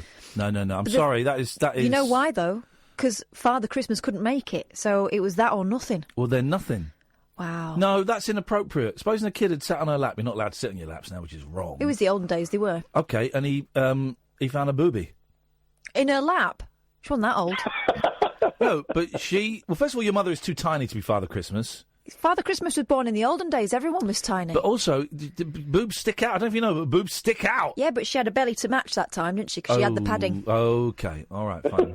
Well, I don't... I'd take my boobs off. Yeah, well, I disapprove of that. That is a step too far. I think what your mother did that disappoints me. Whereas Pete to me is an absolute hero. Hey, nice one, Pete. Thank you for the update. I really appreciate it. Thank you very much for being there. Because when I did ring you up the first time, I think I must have been maybe a little bit in pieces or whatever, but really unconfident. But you sounded a little bit nervous, and now tonight you sound very relaxed and in control and very happy, and that's all we can ask for. All we want, right? All I want is people to be happy. So I want Billy to phone in so we can make peace. He's angry. He's bashing his head against the Twitter wall. I want everyone to be happy. Everyone be happy and just get on with each other if you can. And if you can't get on with someone, well then just don't move in their circles. Hey Pete, I can't wait to hear about your adventures in drag. I mean, these days you're lucky. You've got loads of YouTube tutorials, people showing you how it's done because there's loads of great tricks there. Oh, my daughter's watching YouTube all the time, getting makeup tips. She wants to do all this drag makeup on me. I said, I haven't got the clothes yet. Well, give us a chance. I can't wait to hear about it. Good luck. Oh, thanks a lot, you two. You're amazing. You're legends. I look forward to meeting you when you're dressed up in your going out clothes at some point. Aye, aye. Nice one, Billy. Billy, I'm thinking that. Nice one, Pete. Take care. I'll speak to you soon. Okay, bye-bye. Bye-bye. Isn't that nice? What lovely kids. Well, it's a sign of you've done a good job. If their attitude is to go, oh, nice one, brilliant, can we help? Great work. And actually, from his parents as well, I thought that was pretty progressive. Massively. You know. There you go. The switchboard is empty. 0344 499 1000. Lots of new callers we've had the last week or so. I enjoyed Manny's joke about the cricket. Yeah. I enjoyed that. I'm going to use that one. I'm going to... Well, you've got cricket... I've got cricket problems at home, yeah. Cricket problems at home. 0344 499 1000. The late night alternative with Iain and Kath on Talk Radio. The late night alternative with Iain Lee on Talk Radio. 0344 499 1000 is the telephone number. If you want to give us a call, you'd be very, very welcome to. I was reading, I can't find the story now, that Japan... Here we go. Here it is. September 2019, Japan is getting rid of pagers. Oh. Yeah? Yeah. They're turning off their final paging network. I still love pagers. Does anyone still use a pager? I think do doctors? Doctors still do. What, not phones? No. I remember before phones were common, I bought a pager for a girlfriend of mine so I could keep tabs on her! So I could send her messages and stuff. And it was nice because you'd have to... You have to phone up and leave a message. You phone up and you speak to a person. Yeah. You speak to a human being. And they say, well, I remember once in Edinburgh, I'd lost my voice and I phoned up. I was trying to leave a message like that. And it was great. Then the message was buzzed. I'd love a pager now. I'd love it. When I first started out as a reporter, if we wanted to get hold of MPs, you often had to ring up and leave a message on their pager. It's a strange old, weird... technology. End of pagers in Japan. Pagers are set to be finally phased out in Japan. The last remaining carrier says it will be stopping its service at the end of next September. Guess how... Well, flipping heck. Guess how long pagers have been in use for in Japan? 30 years? 50 years. What? So that's since 1968. Gosh. Very important people must have had them then. People in this country didn't even have phones in their houses. I love that thing with Dave Hill. Because his mum worked as a secretary and in HR. Yeah. People didn't have phones, but there would be like one phone in the street. They would get his mum to make the phone call for them because they didn't know how to do it. They didn't know how you dialed the number. They didn't know the etiquette of what you said. And then I guess you probably have to go through an operator. They didn't know what to do, so they get her to do it. Here's what's a bit sad. Now everyone's got a phone and now we take them for granted. Mums don't do telephone voices anymore. Yeah, that's true. That's true. You used to have an official voice, kids. Yeah. Pagers have been in use in Japan for 50 years. Subscriptions peaked in 1996 at more than 10 million, but they became the thing of the past with the arrival of mobiles and later smartphones. That's why they went out of fashion, right? Tokyo Telemessage is the only pager service provider left in Japan. The company has about 1,500 customers in Tokyo and neighbouring prefectures. Many are medical workers. Mm-hmm. Okay, well that's I like a pager. There's something solid about it. There's something solid about it. There's something solid about Ollie as well. Hello, Iain and Kath. Hello, Ollie. Hiya, Ollie. You all right? I'm all right. How are you? What you been up to today, Ollie? Let's talk about today. What has happened in Ollie's world today? I bet there's a story. Much. Yeah, go on. There's not a story. I phoned in because I wanted to see if you want to do a Japanese language quiz. Yeah, go on then. Hi. So, like, I say the phrase or whatever, and you have to guess what it means. All right, we can do this. If you don't get it, I can use it in a sentence if you want. Okay, go on. That. Go on. Okay, first one. Mushy mushy. Oh, mushy mushy is who's speaking on the phone, isn't it? It's what you say when you pick up the phone. It's a very it's hello. It's hello, but it's only on the phone. Yeah. Mushy mush. They tend to say mushy mush. Mushy mush. I think that Kath got that first, though. So I think that's the only one I'm going to get. I don't really speak Japanese. Let's have the next one. Doki doki. Sorry. Doki doki. Doki doki. Doki doki. My pronunciation's not great. Doki doki. Is that the end? Is that the end of a phone call? No. Go on, give us it in a sentence. Go on. Iain makes me go doki doki when I hear his voice. Oh, you get a boner. It makes me nervous, like excited. Oh, Ollie. Ollie's flirting with me, and I like it. Okay, doki doki. Okay, no points. Era. He's just making this up. I think he's just saying things twice. Oh, Oh, I think hello. It's his burst. Era. I do know this. My mind's gone blank. Go on, put it in a sentence. Roger really makes me era. Gets on your nerves. Angry. Yeah, irritated. Oh. He's a cheat. He's a video game cheat. He gets anyone irritated. People who don't know him are disgusted by his online behaviour. Disgraceful human being. If you can even call him a human being. Next one's Giotto. Giotto. Oh, Giotto. A little bit. Yeah. Little bit. You say. Someone says, "Can you speak Japanese?" You go, "Oh, Giotto." So it's a little. Giotto. Giotto. And you make the little. I'm doing the little thumb and for Peter Pointer. Universal together. sign of a wee one. Am I right? Yeah, and it could be like used when they don't want to say no. They don't want to give you a negative news. Yes. So, like string you along, and they go, Giotto. Okay. That's a funny thing, isn't it? Or that's a peculiarity to the Japanese, is that they don't like delivering bad news. Yeah. Because when I got very lost in Japan and was off the map, and I gave the map to a young woman passing by and said, "Could you? I'm trying to find my way here. Are we close?" And she sort of. Does she understand you? Because people in Britain can't understand you. Shut up! I was speaking very clearly. It took honestly. There was a pause of about, and it felt like 5 minutes. It was probably 1 minute and a half, which is odd, because she didn't want to tell us that we were so far off the mark that we weren't even on the map. Yeah. I was prepared for it. I was like, because I went and I was like, okay, I'm going to be prepared. So, like, if this turns up, I can just diffuse it. But when I went into somewhere, they just said, "Get out! It's not open. Get out!" Oh, like that. I was like, "What the hell? I thought you were going to say Giotto." Was this in Tokyo? It was just. Yeah, Tokyo's kind of like New York. They haven't got time. Yeah, no, Tokyo is more westernised than anywhere, in as much as they'll speak English, and their manners are kind of slightly more westernised. Once you get out of Tokyo, once you start heading out to Osaka or Kyoto, or some of the villages, that's when it gets proper Japanese. That's when it gets in Tokyo. It's just Japanesey. Once you get out, it's Japanese. I got a couple more. Go on, I'll know them. Oishi. Sorry? Oishi. Oishi. How are you spelling that? Oishii. Oishi. Oishi. Oishi. I think, I don't know. Go on. Sentence, please. Oh, I bet Ian's nipples are really oishi. Tiny. Sexy. Milky. Delicious. Delicious. Ollie. Are you getting the vibe, Ian? Because I'm getting the vibe. I should leave.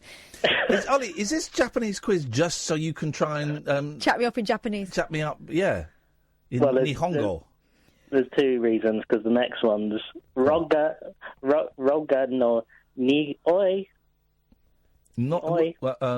Show me your bum or something. Say it again. Roga no ni oi. Wagana? Roga no ni oi. You're just saying things. Go on, what? Roger smells. Okay, right. You're being childish now. Roger? Goodbye. They'd say Roger, wouldn't they? They say Roger. Is it true that... Nope. It's a myth. Okay. It's a myth. Is it true that the Japanese for train sometimes is katakata? Sure, why not? I don't know. I know that sandwich is sandoichi.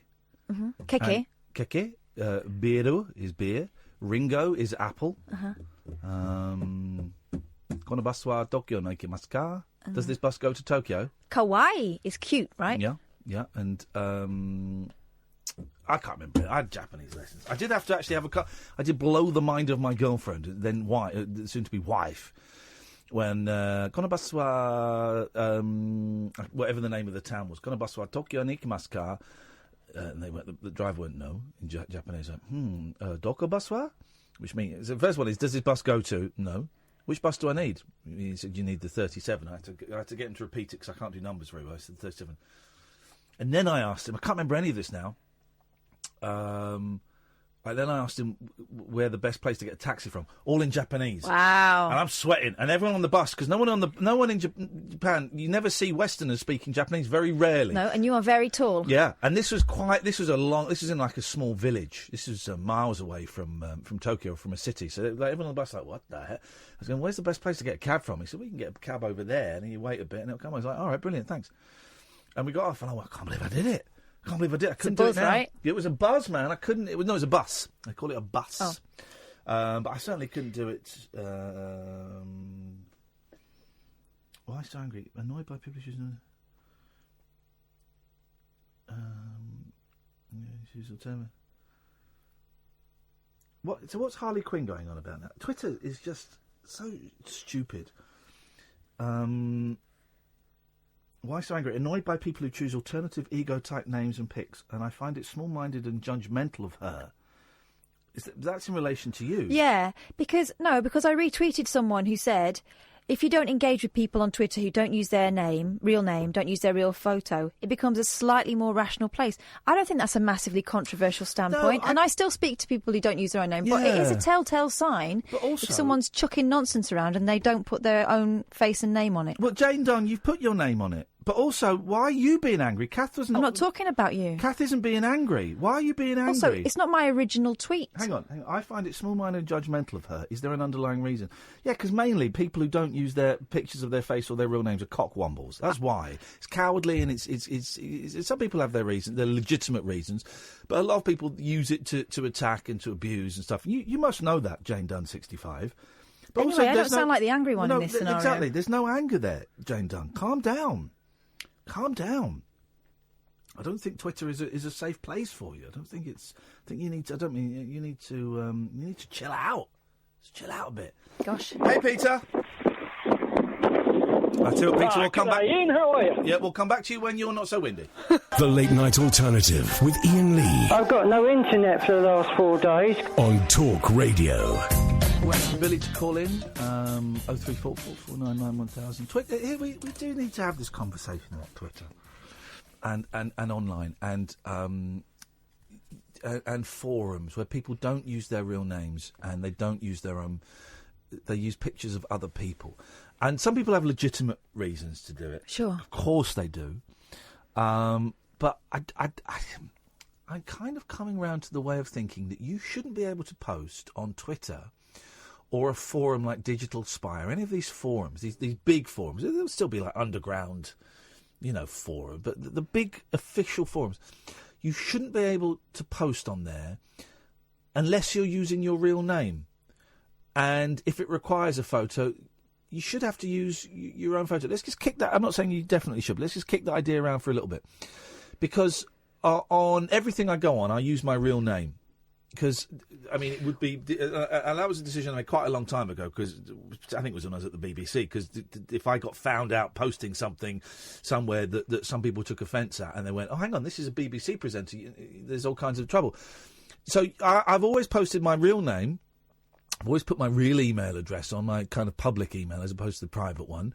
And where it's required, I've put a picture of me on, because I've got... If I'm prepared to say anything in a public forum, then I'm prepared to back it up and say, yeah, this is me, Iain Lee, saying, I think you're an idiot, or I think that's brilliant, or I think you deserve a poke in the eye with a sharp stick, or whatever it is. By not using your real name and by posting using a picture of that is clearly not you, hang on a minute. I can't think of one reason why you wouldn't want to put your real name. Well, unless you have a job which would be impacted by what you say. But then I think, well, why are you saying it then? No. That's still not a reason for not using your own name. Here we go. 0344 499 1000. And we're not going to take answers on Twitter, OK? We're only going to take phone-in answers. We're not going to take answers on Twitter. Give me one good reason why you would go on Twitter and make a secret of your real name. Why would you do that? Because I can't think of one...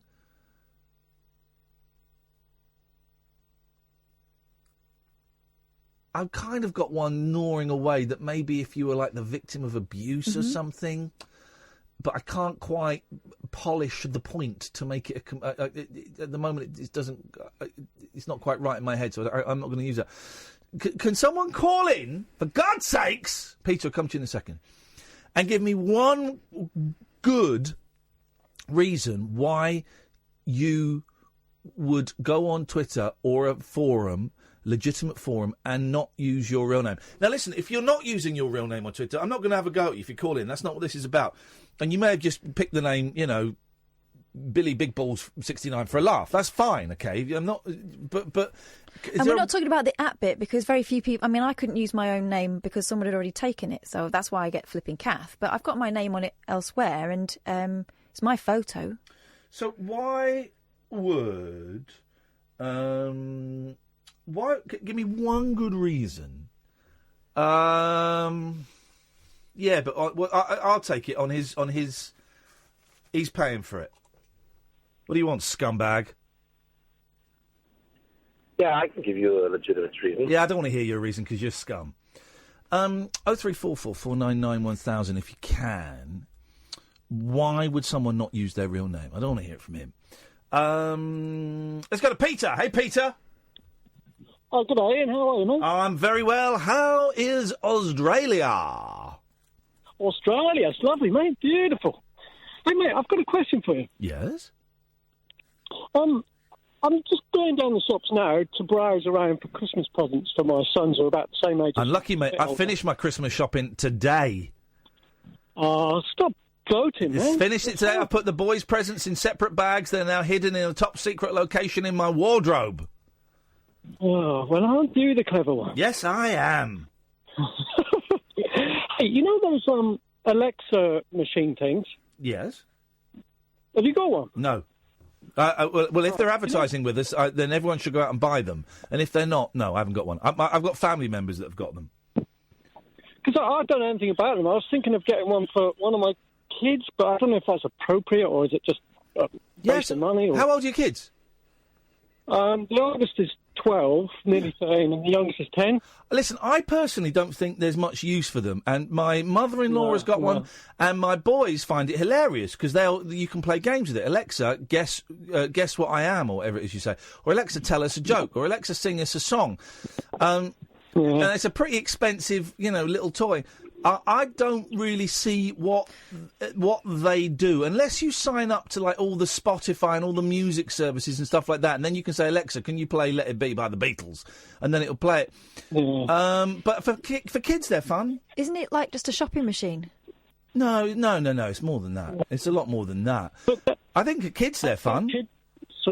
But that would it just be similar to Siri? You're just mucking around asking Siri silly Siri. It's better than Siri. It's certainly better than Siri. All right. Okay. What? Yeah, All it's right. better than Siri. Are you allowed to say what you got your kids for Christmas? Yeah, I got. I need ideas, man. I'll tell you what I got. I got both boys. It's £45 on Amazon. This tiny little handheld video game machine that's got like 1,000 retro video games in it. I'll show you in a bit, Sam. It's great, man. It's £45. I got one of them each. I got.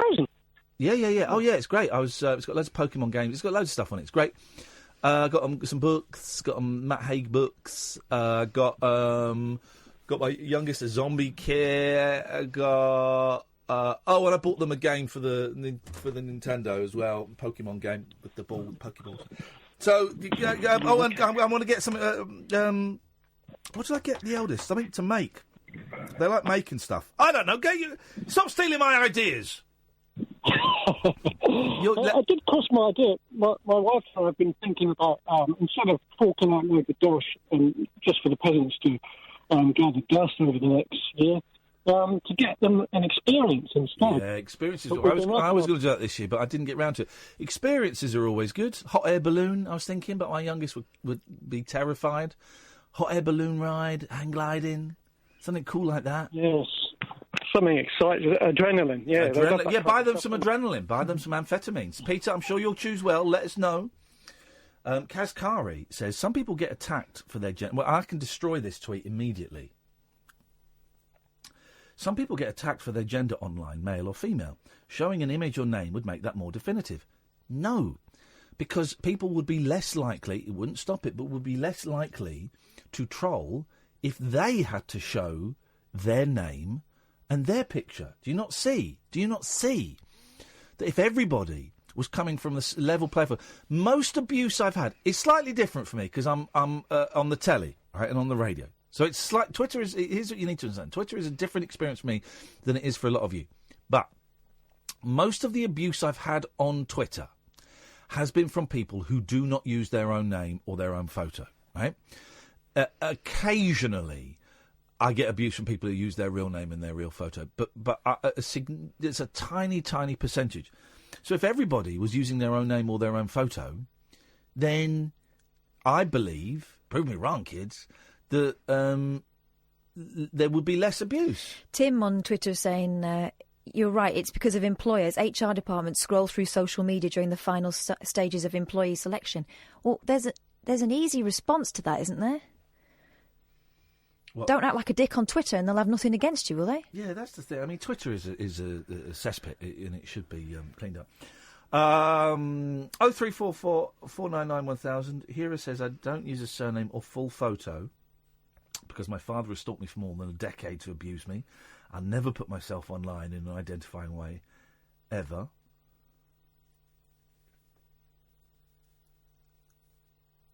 Okay. Here's the thing, though. Here's the thing. You do put a bit of your face. I'm not judging. I'm just trying to work this idea out. So please don't think this is a judgment. I'm not calling you out or anything, right?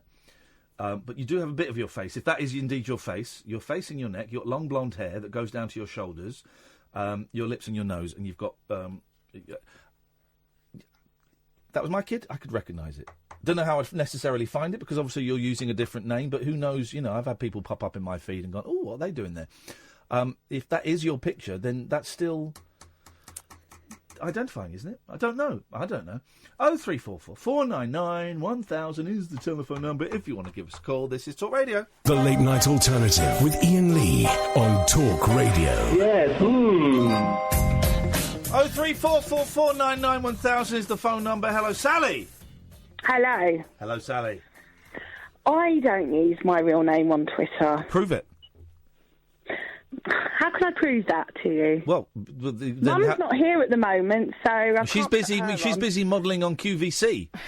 I know. What was that? She didn't even tell me. Well, why would she tell you? I don't tell you everything I do, and I'm your dad. Oh, what? No, nothing. Why would she tell? Why would she tell you? Because I'm her daughter, and she should tell me things like that, so I can record it and laugh. She's 62 and you're 49. She doesn't have to tell you everything. No. Anyway, Sally's mum was a very glamorous model on the old QVC. What was she modelling? Her friend has got a makeup line, and she asked her to model on there while she was selling. It's nice to see women succeeding. Can I ask a question? Does she twerk? She's got the bum for it, Yeah, so... you see. Catherine, do you twerk? Can you twerk for me now? No. Did you see? Yeah, I did. Outrageous. It's brilliant. So it was female. Was she I don't know what footballer wins the Palme d'Or or something. No, she won the Balloon d'Or. Ballon d'Or, yeah. For the first time ever, a woman has won it, and the host, some ratty little French dude, can you twerk for me now? And then did you see his apology? I watched his apology. It's like it's him on his mobile phone. He doesn't look at the phone. He's like looking up because it makes.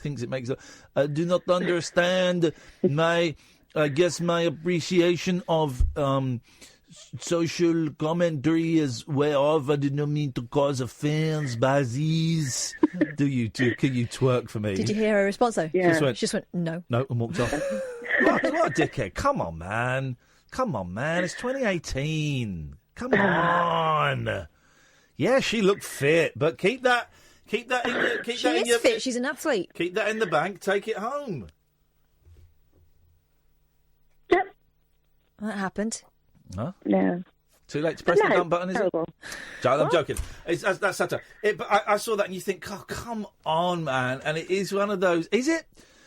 Part of me thought, I don't mean this in a racist way, Is it because he's French? Because French and Italians, I don't know about Spanish, but French and Italians do have very different, let's say, slightly old-fashioned, not even slightly, let's say old-fashioned attitudes towards women and towards sex. Whereas it could be argued that a lot of people in this country and in America are with... I'm going to sound like an old fart, but we seem to be a little bit more advanced with these issues. That French men are still a little bit, I would like to give you one. I know Greeks are, definitely. Well, you know my experience in Paris, but that was like 20 years ago. But I did find them very old-fashioned and quite reductive back then. Yeah. I found it very strange to learn that in France, if you're a rape victim in France, you have to recreate the scene with the person you've accused of raping you. What? Yeah. Wowzers. You have to meet with them and actually get into certain positions that you've described. No, I don't. Here's the thing, I don't believe that. No, it's true. Honest to God, it's true. I'm reserving the right to not believe that until I have proven. Till it's proven otherwise, and then I will graciously and gratefully apologise. But I can't believe that. Not even the French could be so grim. How do you know this, Sally? Your qualifications, please. My qualifications. Saw it on a TV show. Oh, about how they deal with rape cases and things like that. How long ago? Oh God. Must have been about 6 years ago. Okay, suddenly the story is getting as thin as a Rizla. Yeah, but even 6 years ago, I mean, that's awful. Okay, I think Catherine is Googling it. Hello? Yeah. Sorry? I don't see anything about the way it's investigated. I think you got the wrong end of the stick. Okay. I don't think I did, but... well, okay. Okay. I'm never going to live the Harry Seacon thing down, am I? You just brought it up. Why did you do that? I don't know. I tell you what, I can't be bothered to talk to him, so why don't you say hello to Cleo, and we'll turn our mics off, please, Sam. Oh, hello, Cleo, you right? Yeah, right, gorgeous, how are you doing? I'm not bad, you? Marvellous. Yeah. I only rang because I only know two people who've changed their online names. Yeah. And it's for a work reason. Right. They're both teachers. Yeah. And they're both female. And they're encouraged to, but not like mandatory. But they're encouraged to change their online names in case the kids rat them out and abuse them online, I think. Oh, yeah, I can see that makes sense. Or just not I don't know. Do you need to have a social media account? I don't know. I mean, I've changed my name. I'd like to change my actual name, but I'm stuck with it now, I think. Yeah. Lane is a stupid teachers. name. Your name's not stupid. I like your name. Well, girls say that. I like it. But if you're a lad, it's not a fun name if you're going through your life being called in until you're that Christ on a bike. I've been called Backalley, Gable End. I've been called Backalley, Gable End, Penny Lane, Puddle Lane, Tickle Lane. Remember that crap TV show? I remember Puddle Lane. I used to love those Lane, Country Lane. Anyhow, I get called loads of bloody things. That's all so you've called up about teachers then? That's all I rang for, because I'm a bit down. Usually I have a bit more crack. Down. Oh, why? Just my usual depression kicking in. Yeah. So I only rang to give a bit of information, because they asked for it. Yeah. But I'm not in a frivolous mood. No. Well, I rang in, but I'm now... okay, yeah. What? Okay. Yeah. I don't know. I feel like... thank you for that, Claire. Appreciate that. You change your name. Change your name, dude. I changed my name. Everyone can change their name. Do it. It's the most empowered I've ever felt in my life. When I really felt for a brief second, for a day even, that I had control of my destiny and my past and my present and my future was the day I changed my name. Yeah. And you feel great. Yeah. But of course, it doesn't solve anything. So change your name, Cleo. Do it. Go and do it. Just do it. And it's happy days. I'm hesitating. I'm not saying that the show is flat at the moment. Not saying. Not. Oh. No. Don't take it personally. No. The vibe is going a bit, but I'm not going to say that. No, not because of you or Cleo or anybody. That is purely an internal thing. But then I'm not going to say it because people tell me off for saying it. So, but I'm feeling it. So I don't know. It's all right. Well, change your name, Cleo. Hang on a minute. Let me call Cleo back because I want to tell him to change his name. Hang on a minute. Stay there. I'm going to call him back. But I like Cleo's name. I like his name. That's not his name. I know it's not his name. I know his name's Lane. Right. So what? You like Cleo? I like Lane. I think Lane's a good name.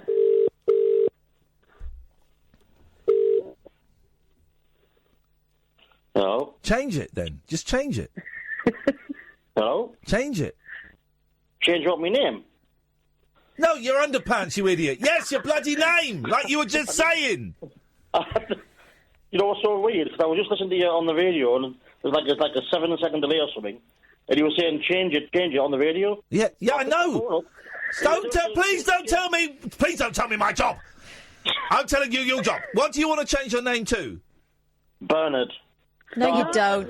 Don't change it. Don't change it. Don't change it. That's a terrible idea. Do not change it. Keep it as it is. That would be an awful idea.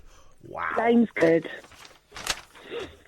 But no, I don't use my real name on social media because I don't want people to find me. And I don't like my name, and I don't want to be associated with that name. Okay, so what is your name? My real name is Ashton. Ashton, yes, your first name is Ashton? No, my first name is Sally, but my surname is Ashton. So you don't use Ashton Kutcher. You don't use Sally? I do use Sally, but when? I don't use... What? I don't use Ashton. When? What do you mean, when? When? When what? What is your name? Sally. But that's not your real name, you just said. No, it is my real name. So So your real name is Ashton? My real name is Sally Frances Ashton. So Ashton is your real name? Yeah. But you don't use it, you use Sally? No, I use my name in a dip now.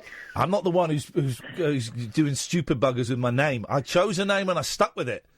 Yeah, but I don't like Ashton. I don't want to be associated with that name. I hate it. Then use a different name. Come up with a different name, like Sally or something. No, I use McNamara. McNamara Ashton Francis. That is the most stupid name I've ever heard in my life. Shut up. Get stuffed. Shut up. Up yours. That was a troll. We won't be having any more trolls on here. Do you see any baby Sallys? Baby Sally's? Yeah. Isn't Sally short for Sarah? No. Yeah, it is. No, that's Sarah. Sarah is Sarah. Sally is short for salamander. Sally. Oh. There was a Sally when I was a girl. Prove it. Sally Robinson. Oh, okay, there's enough evidence for me. I'll take that.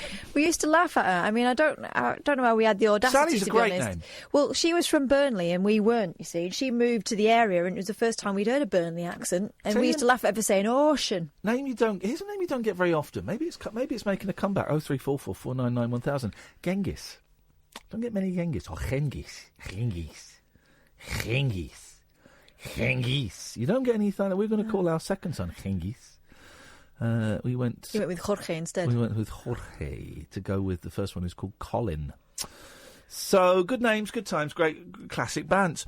Another hour of this to go. If you want to give us a call, you'd be very, very welcome. 0344 499 1000. You speak to Sam, he'll take your name and number, give you a call back. Billy's, this is the last mention you're getting on the air until you phone in. Call in, you chicken. Never going to mention you again. Never going to look at your Twitter feed again. That's that done. 0344 499 1000. This is Talk Radio. The Late Night Alternative with Iain Lee on Talk Radio. We have ways of making you talk. 0344 499 1000 is the phone number. Michael stayed there. Story in the Mail online. Ofcom raps LBC radio host Steve Allen for mocking blind BBC journalist who uses guide horse because he's afraid of dogs. I love these guide horses. Have you seen them? Yeah, they're brilliant. First, I saw one years ago, a picture of one. Never seen one in real life. And I thought it was like a Photoshop or a gag or something. It's these tiny little horses. Mm-hmm. It's incredible. And it's for people who may be allergic to dogs. This guy's afraid of dogs. And I saw the picture of one... They were on a plane. The thing was a guy and the guide horse were on a plane, sat side by side. It's the funniest thing. It's brilliant. How can you train... I was going to say, how can you train a horse? Of course you can train horses. Horses can do anything these days. Radio presenter Steve Allen has been rapped by Ofcom for mocking a blind journalist who used a guide horse because he's afraid of dogs. What did you do today, Uncle? Well, you know those blind people? Well, on my radio show, I told them a new one. It was great. And fat slags as well. The LBC host said, "I've never heard of anything so stupid," when he heard how Mohammed Salim Patel was helped by a miniature horse called Digby. That's a great name. For those who don't know, it's got to be connected with Digby, the biggest dog in the world, hasn't it? It's a movie. That was great. I just love Digby. Ruined my Christmas, that film. Oh. It broke my heart. I was in floods of tears. Is it sad at the end? Well, spoiler alert, you think he's been blown up because he's giant, but then he runs back over the hill and he's normal size again. But I was gone by that point. When the army were bombing him, I was like, gone. And my mum's going, but look, he's come back. The Watchdog found that Alan's early morning show, broadcast between 4 a.m. and 7 a.m. on weekdays, broke broadcasting rules with potentially highly offensive comments about blind people. During a newspaper story on the BBC North West Tonight journalist, he said, "Also, the guide horse for the blind man who's afraid of dogs. Well, if he's blind, tell him it's a rabbit or something." God.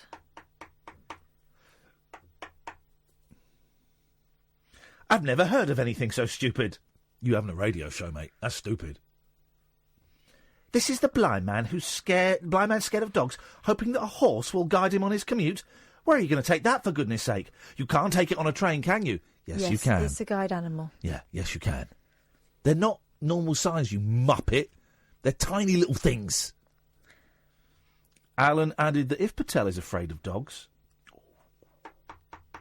I hadn't read this line before. He should go back to Blind Lad. He didn't say that. No. He said, Alan added, if Patel is afraid of dogs, don't give him anything at all then. Just give him a white stick.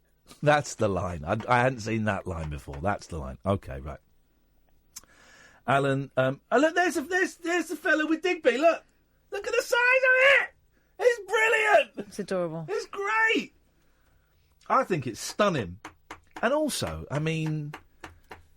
It's pretty cool, you know. Everyone loves a guide dog, right? The event we were at on Sunday night was a guide dog. Everyone loves a guide dog because they just sit there until they're called to duty, and they just sit there. But wouldn't Sunday night have been so much cooler if there was a guide horse there? There's a woman who trains guide dog puppies near where I live, and she brings one of them into the school playground every morning. I think every morning, to get it used to being around kids and but not going up to them and stuff. It's great. And also, I don't know about this guy. I don't know if he was blind from birth or went blind or whatever. But I just being blind is the one thing I think I don't think I could come out the other side. We speak to Manny, of course, who went blind through an injury at work later in his life, and find the resilience. I don't want this to sound patronising or anything. I find the resilience of that guy, and he's been up and down. He's still here, though, and he's working now. I find the resilience incredible. Yeah. When I used to live in Muswell Hill on Colney Hatch Lane, it's a big, long road, and it goes up to Muswell Hill shops and it goes the other way. And every day there was this elderly blind lady, and I'd see her almost every day walking up. She had a stick. She'd walk up the hill one way, go into the shops, and about 2 hours later I'd see her coming back the other way, and I was fascinated by her. This was in North London, and one day I saw her in Waterloo collecting money for a blind charity. Might have been guide dogs, I don't know. And she'd made her own way there. And then one day I saw her. She was coming back on the other side of the road, and the bin men were out. Oh no, they were doing roadworks, and it was really, really noisy. Really noisy. Michael and Yaz, stay there. I'll come to you in a second. Really noisy, and it confused her a little bit, and she just went off course ever so slightly, and ended up in this little sort of car park in the front of these flats. And and I watched her, and I saw her walk into the wall, and she just looked a bit confused, and she couldn't quite get out of it. So I put my shoes on, and I rushed downstairs, and I said, "Excuse me, I hope you don't mind, but it looks like you're having a little bit of trouble. Do you need a hand?" She went, "Oh yeah, fantastic." And she took my elbow, and I helped her back out, and I said, "Do you need me to come?" No, I'm absolutely fine. Am I pointing in the right way? I said, "Yeah, you're pointing the right way. Beautiful." And she was gone. I find the resilience of for some reason, blindness in particular. I'm sure all losses of all senses are horrendous, but blindness is the one where I think, man alive, I just don't think I could. I'm going to say it, she was my favourite, the best lecturer I had at the University of Nottingham when I was there doing French, was my medieval French tutor, right? She was called Dr. Catherine Atwood. Yeah. And I have no idea how old she was. I'm guessing at that time probably late 40s. Yeah. And that is relevant because she told us, as we got to know her, she was blind. As we got to know her, it turned out that as a young girl, she'd been put in an institution. Because she was blind. Because she was blind. Right, yeah. She ended up going to Cambridge. Yeah. She's an extremely intelligent woman. Most of what she did for us was by memory. She was reading from Braille. I think she had some vision because she used one of those screens that blows things up massive because obviously she's looking at documents and stuff. But she was just the most remarkable person. And I would see her all over town, and but I guess she'd lived her life that way. It wasn't. So making jokes about, about blind people isn't cool. Now listen, we'll have a joke with Manny. You phone up and you say, "Well, I've heard you joke with Manny." Yeah, that's with his consent. That's because Manny's been phoning me for years and I feel we have and it's never mean. But we're joking with Manny. We're not joking about a blind person. Alan also compared it to the BBC hiring a blind cameraman, saying, "He's blind. Somebody's going to have to say to him, little bit to the right, little bit to the left, little bit, missed it completely. It just doesn't work." Well, I can understand people going, "Oh, I want to be treated the same." But I mean, a joke's a joke, I think. I want to be treated the same. But, a joke's a joke, I think. I don't think that man knows what a joke is. LBC has previously been found in breach of rules on offensive content with comments Alan made about the traveller community and Portuguese people. An Ofcom spokeswoman said our investigation found that the presenter's comments about blind people were potentially highly offensive and were not justified by the comment. This is not the first time that LBC has broken our rules on offensive content as a result of comments made by this presenter. We have issued LBC with a warning that any further breaches could result in a statutory sanction.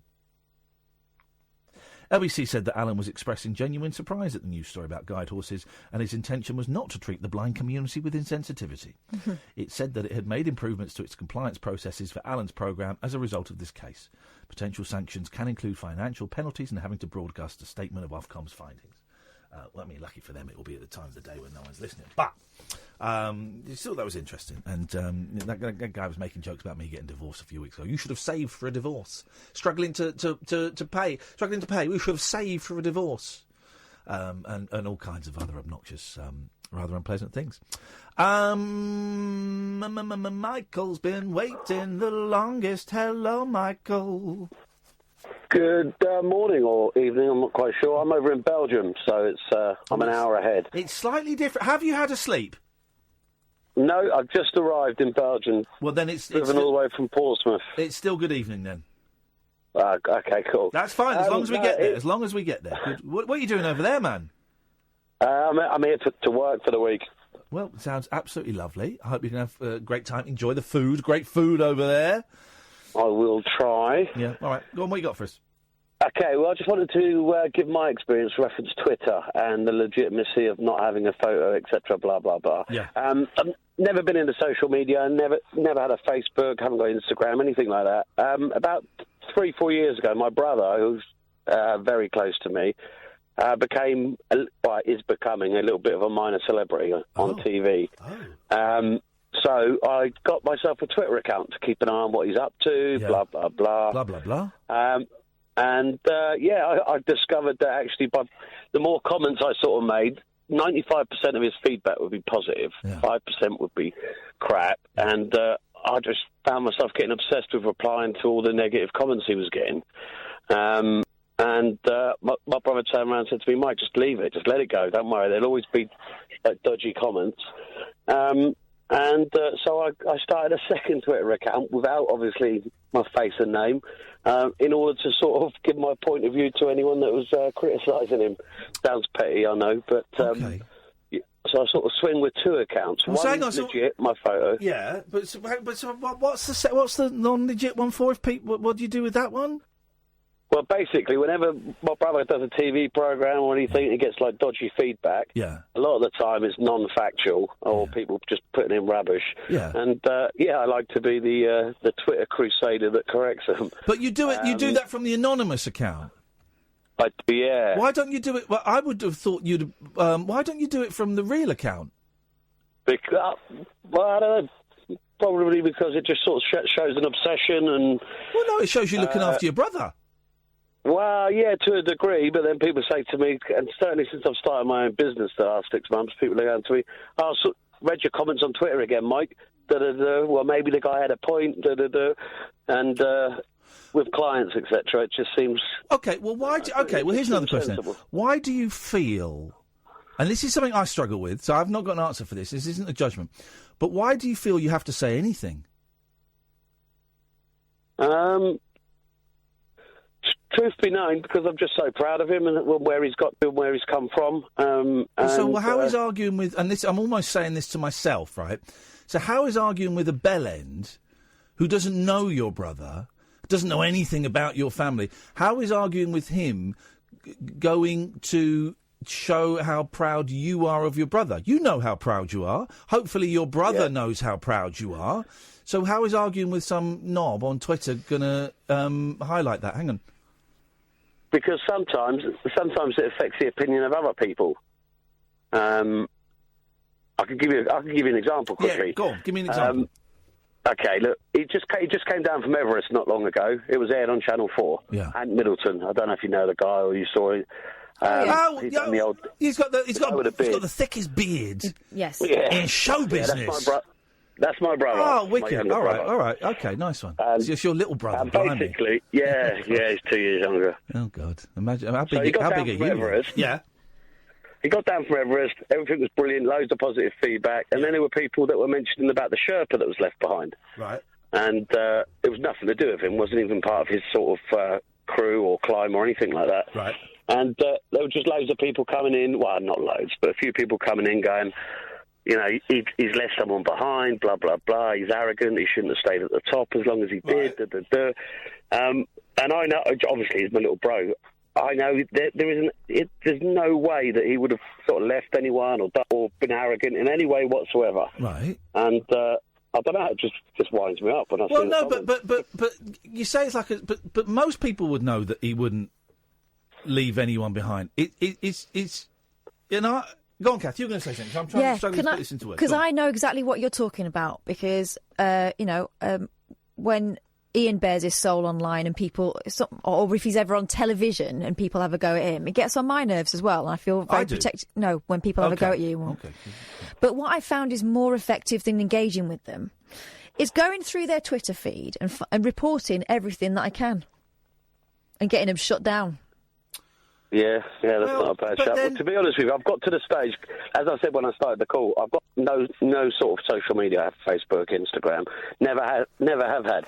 It's only since I opened a Twitter account to follow my brother that I started seeing all these comments. Yeah. But now I'm starting to realise that, do you know what? Most of those comments are coming from people that are just there's so many weirdos out there. Yeah. They are having less significance with time. They're jealous is what they are. But this is the thing, man, right? It's because I argue too much on Twitter, and I have great periods when I don't because I block it on my phone, and then I dive back into it and stuff. But nobody wins. In the arguments on Twitter, nobody wins. The people that think your brother is an arsehole are still going to think he's an arsehole. Whatever you say, right? Whatever evidence you say, but yesterday gave £1 million to charity. Well, he's still an a-hole, right? That is not going to. You are not going to change their opinions with whatever you offer them. So why bother? Why not just phone your brother up and say, I love you? Why not get on with your job? Why not? Do you know what I mean? And again, I'm not having a go, because I do the same thing. I do the same thing when people have a go at me or have a go at Kath, is I wade in and think, no, I've got to get the record straight, when actually getting the record straight don't achieve nothing. No. Yeah. And I think with my inexperience of social media, I was taking every comment to heart, i.e. as if someone was saying it to me. And with time, you kind of realise that, do you know what, people just put comments for the sake of it as well sometimes, for the shock value. They do, because they don't see your brother as a real person. They think he's on such a pedestal, he's never going to read it anyway, who cares? They're surprised, actually, that it ever gets back to them, even though they're atting them. You know, most of the time it's people who don't think past that moment. Sometimes they send it at wine time, do you know what I mean? And people are horrible online, mainly because they're behind false names and false pictures. Someone just tweeted me 3 reasons why they think it's okay to be anonymous online, which I said, well, OK, well, now tweet me a good reason. I'll read those out in a minute. Here's the thing, Michael. Can I say something about your brother? Yeah, go ahead. I could beat him in a fight any day, man. Any day. You tell him I said that, Michael. I will destroy him. I've said that. I will destroy him. He may have SAS training. Don't be in a rush to tell him. But I've got ninja training, right? And ninja beats SAS any time of the day, brother. Hey, I wonder whether there's a thing in there as well about the fact that your brother is like the ultimate butch. Yeah, he's a tough guy. Ex-SAS. So to some blokes who are insecure anyway and feeling inferior, that's why they're going for him. It's jealousy. Yeah. It's jealousy and insecurity. What's it like? Because he's a big star now. That boy. He's getting there. He's there. He's there. He's crossed that line now. He's going to be sorted, and he is a bit of a hero to a lot of people. And Bear Grylls is worried. Well, good as he should be. I've got people tweeting me saying, I think Ant is superb, to pass on my best wishes to him. What's it like watching your brother get famous? It's unbelievable. We grew up in France and we didn't have the best childhood, so we both used joining the forces as an excuse to move back to the UK. So he sort of quit school at 15, 16, joined the army. I quit school. I quit college. I was just under 18, joined the Air Force. And we both moved back to the UK with nobody but each other. And to see him get where he's got now, it's just a dream come true. It's amazing. I landed back yesterday. We've been in Iceland the last 4 days filming some bits and bobs. And he's got to be really careful with his social media and things like that. Oh, yeah. It's being sort of run for him, but he does take control of it sometimes. And he can be a little bit... He could be a little bit direct himself. But, this is the thing. He doesn't want to, in a moment of anger, he doesn't want to tweet anything that is the papers go, aha! We've got him! Did you see this tweet where he threatened to punch someone in the face? Trained killer threatens, it's all that kind of... Because here's the thing, it's about brand management now. He's bigger than that. Yeah, no, definitely. And now he's doing really well. So to come from where he's come from, happy days. He's a legend, Michael. Listen, you have a lovely... Are you seeing him over Christmas? Yeah. I'll be seeing him. He's going away for Christmas, but I'll be seeing him before. Yeah. Beautiful. So, well, listen, send him our best. Good. He's got an open invitation anytime he wants to come on here and try and take me on. And to paraphrase Katy Perry, a lion doesn't care what the sheep say. There we go. Michael, Ian, a lot of our members of our family are big fans of yours, so I'll have a word with Ant. And I'll get him to take you up on that. Oh, listen, man, that really you made me smile that some of you lot listen. Have a lovely, safe journey, and we'll speak again soon, Michael. Thank you, mate. Yeah, and your brother should be. Cheers, I'm sure your brother's just as proud of you as you are of him as well. For sure. Nice if you look across, if you see him topless, not that you'd want to see him topless, but first ever tattoo he got is across his heart as my initials. There you go. That's a little bit weird, but that's wicked. Yeah, it is. Hey, listen, it's nice to talk to you, Michael. Thank you, man. I appreciate that. Cheers, my dears. Ta-ta. There you go. What a nice guy. Yeah, I get it. Guy. I completely get it. Where was the tweets with the... hang on a minute. Let me find...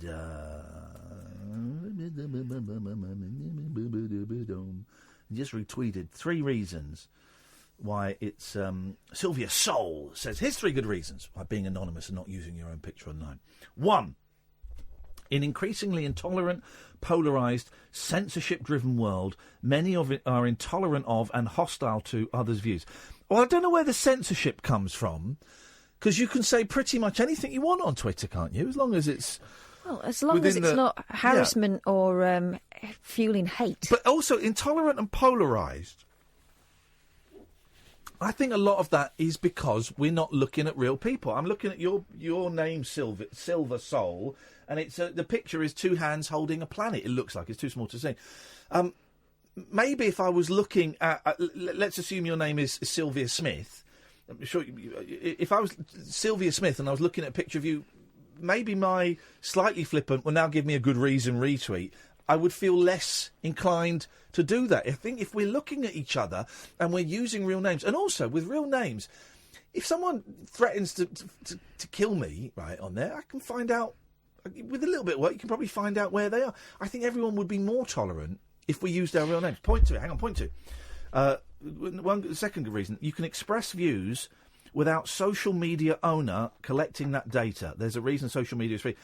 Oh, for God's sake. Yeah, of course, that's part of the deal when you sign up to Facebook and Twitter. That's the deal. If you don't want to have your info harvested, then don't sign up to it. And also, so what? They've got your email address. That's all they need. What are they going to do with your name? So they know my name is Iain Lee, and they've got my email address. So what? What does that gain Twitter? I'm on Facebook, but I've got about 6 friends, and I have a Facebook account because I've got like an Iain Lee fan page, and you need to have an account to run the fan page. And I've also got a record label on there. I don't use Facebook. I don't post pictures of my kids on there. I don't post on there. That's bullshine as well. You don't want them to harvest your data. Don't use it. I don't use Facebook. And number 3, no need for self-affirmation, personal glory, social acceptance. Reason for not using your real name is no need for self-affirmation, personal glory, social acceptance. That sounds like bollocks to me. If I'm honest, that sounds like utter tosh. Try again. 03444991000. This is Talk Radio. Take a trip into the alternate reality of late night radio. I think I'm in something like the Matrix, and so are you. The Late Night Alternative. Hello. With Iain Lee. Is there anybody out there? On Talk Radio. Hello. Silver's going to be as silly and just tweet. Okay, so this is the last one. I'm a bit bored of reading tweets. It's a phone-in show, for crying out loud. But 2 more good reasons, says Silver Soul. 1, for being anonymous on Twitter. 1 is real-life stalkers. Huh? Explain. I don't understand. I don't understand why having your name... I don't understand. And 2, data breach. Social media could be hacked and all your personal data leaked. Well, what personal data has Twitter got? It's got my email address and my name. Don't give... What?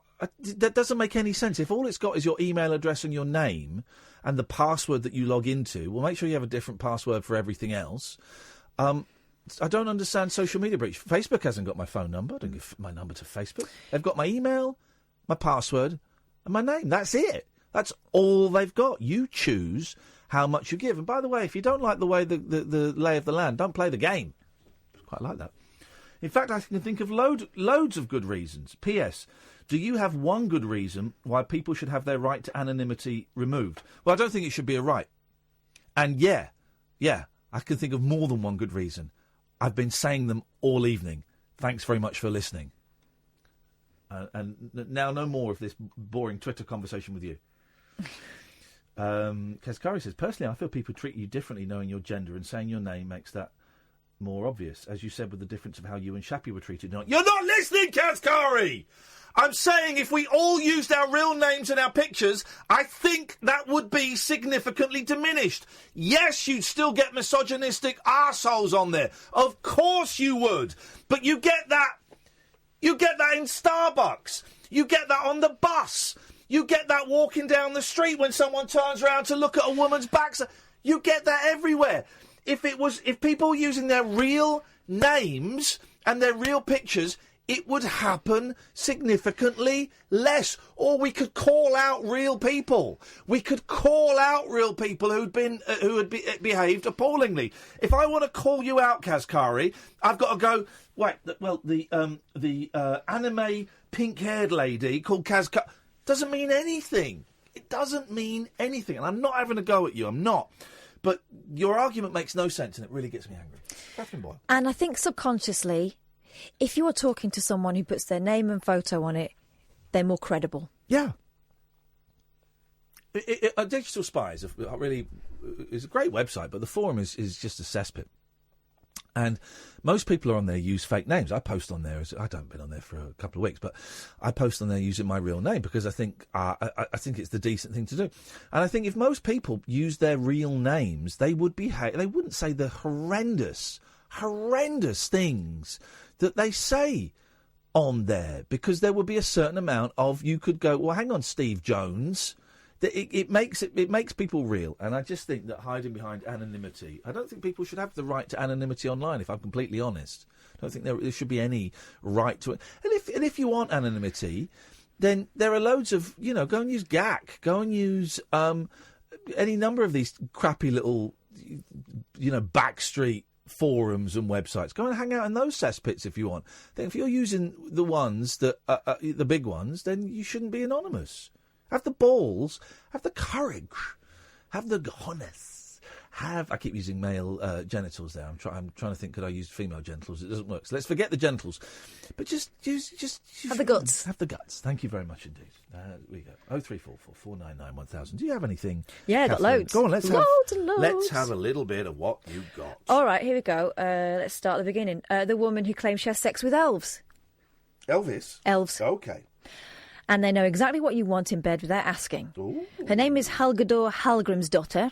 Helgador Hallgrimsdotter? Yes. Okay. I think we're getting who said she was an elf sex expert, has even written a book called Please Your Elf. Okay. And boasted she had loads of orgasms while enjoying lovemaking with elves. Elves aren't real, are they? Well, you know that in Iceland, well, I'll read the story, but in Iceland it stopped things being built. Elf law has. Wow. Sex with humans is boring, the Icelandic artist told a video with Vice. Artist. Elves sort of know what you want in bed. They don't need to ask what you want. They can read your mind and that maybe saves a lot of time and embarrassment. Even know better of what you want than you do, which straight is up there. Very incredible. She was full of praise for elves' nimble bodies. They're very flexible and so can use potions, which would not be possible as human beings. Love potion number 9. Yes. Showing a book of elf sex positions, she said, "This is a picture of one of the crazy positions that an elf can do. In it, the elf is bent over backwards, his head facing skywards." Oh, like the crab? Yeah. I can do the crab. On another, she said, "He's standing up and she's sort of up with her feet on his shoulders. He's performing oral on her. They have incredible tongues." Hang on a minute. She's doing what? Wait, say that, describe that again. He's standing up and she's sort of up with her feet on his shoulders. Okay, and he's performing oral on her? Yes. Size isn't an issue with elves, she added. With elves, size doesn't matter. And that isn't the only impressive thing about them, because they have shiny sperm. She explained, elf sperm is quite shimmery and glittery, and making love to an elf won't leave you wanting. You will definitely have an orgasm with an elf, she said. I've had loads of them. The word alpha, or elf, first appeared in Icelandic literature around 1000 AD, and many Icelandic people still believe in them. In 2013, The Atlantic reported how plans to build a road through a lava field near the capital of Reykjavik had caused problems, not just for environmental reasons. One protester, Ragnhildur Jonsdottir, was worried that the road would upset an elf colony. This elf church is connected by light energy to other churches, other places, she said, so if one of them is destroyed, it's not a good thing. Meanwhile, a National Geographic article suggested 54% of Icelandic people believed that elves existed. 54%! Although descriptions of what they looked like varied from effectively like humans to 36 inches high at most. So this woman's bonkers, yeah? Well, she's an artist. Okay. Well, so I wonder whether this is a flight of artistic fancy. Okay. Someone's asking me to not play this, but this is filler. You're a pervert. Okay, and then they want me to play... It's disgusting. It's disgusting. It's disgusting. Then they want me to play... Dirty Pervert. That's the one they wanted. Thank you very much indeed. This is Talk Radio. The Late Night Alternative with Iain Lee. We could be dreaming and meeting each other in our dreams. On Talk Radio.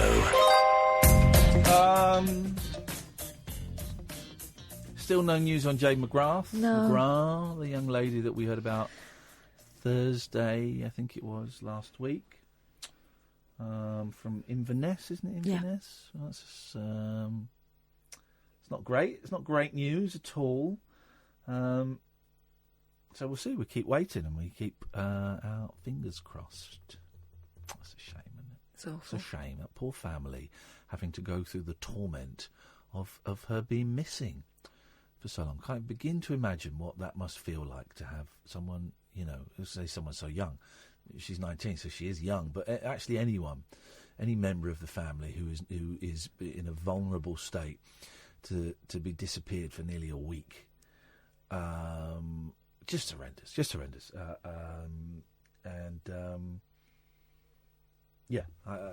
Fingers are crossed for you, guys. Keep our fingers crossed for you. 0344 499 1000 is the telephone number if you want to give us a call. We'd be very welcome to. 9 out of 10 Brits say forming an orderly queue makes them feel genuinely happy. I am totally down with this. And the worst thing when I went to Euro Disney, right, one of many bad things about it, it's great, but Jesus. But then we were staying at a hotel. You could get a bus from the park to the hotel, right? So we're stood there in a queue, making a queue for the bus. And the bus rocked up. Everyone just pushed on in front of us, and we had to stand. I was furious. Absolutely furious. Bloody gits. On average, UK folk spend 31 hours a year standing in line waiting. That works out 81 days in an average lifetime. But people don't mind.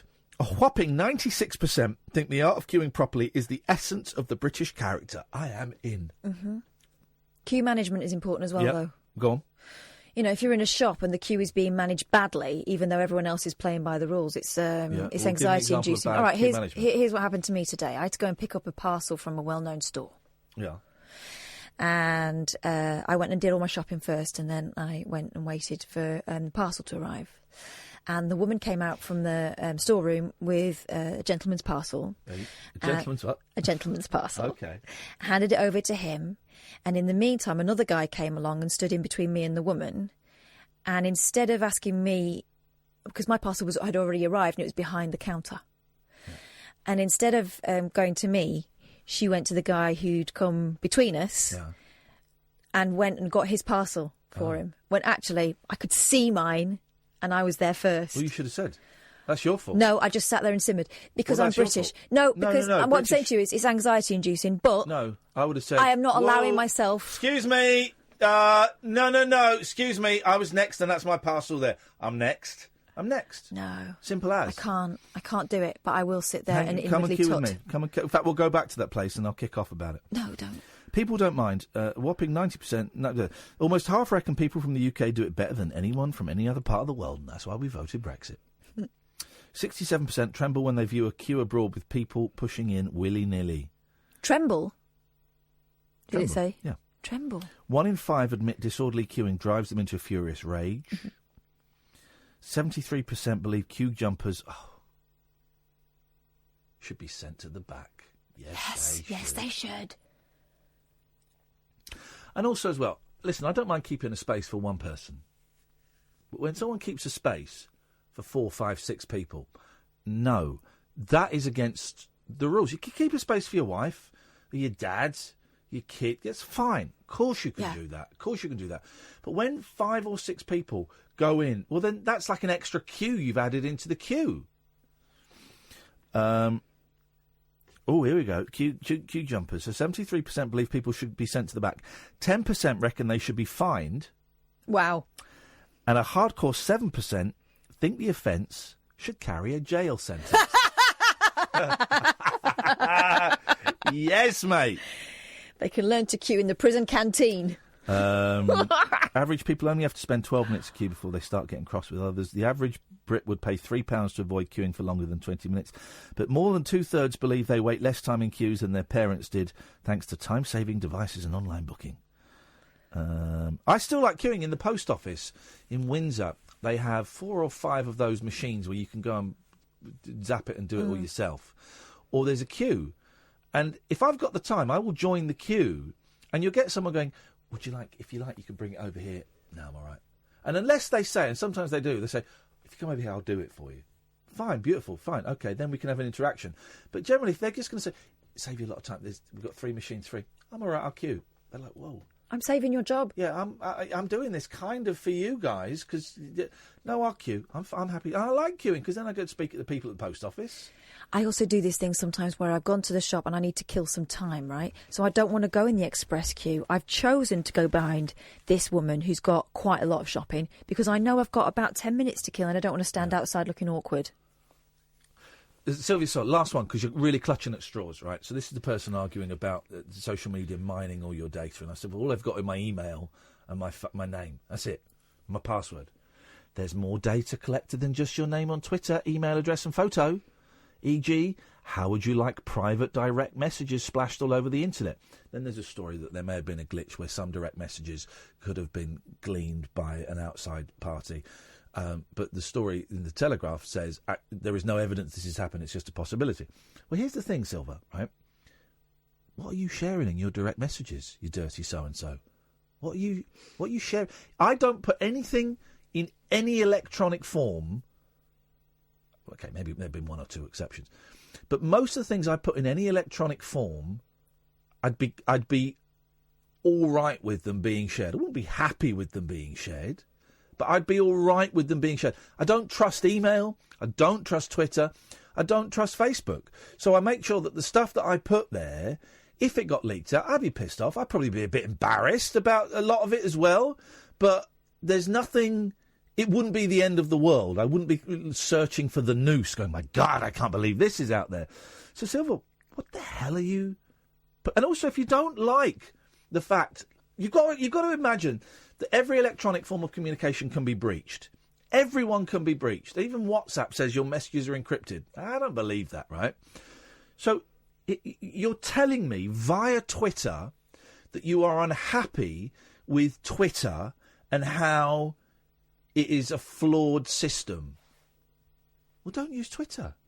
It's not compulsory. It's really easy. I don't accept DMs from anyone I don't know. No.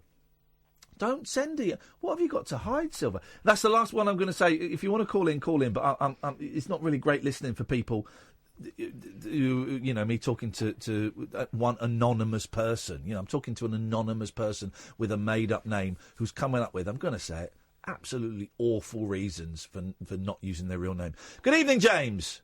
Good evening. I'm here to moan about queuing. Yes. Whoa, this guy's a it's troll. That time of night. This guy's a troll. He's a scumbag.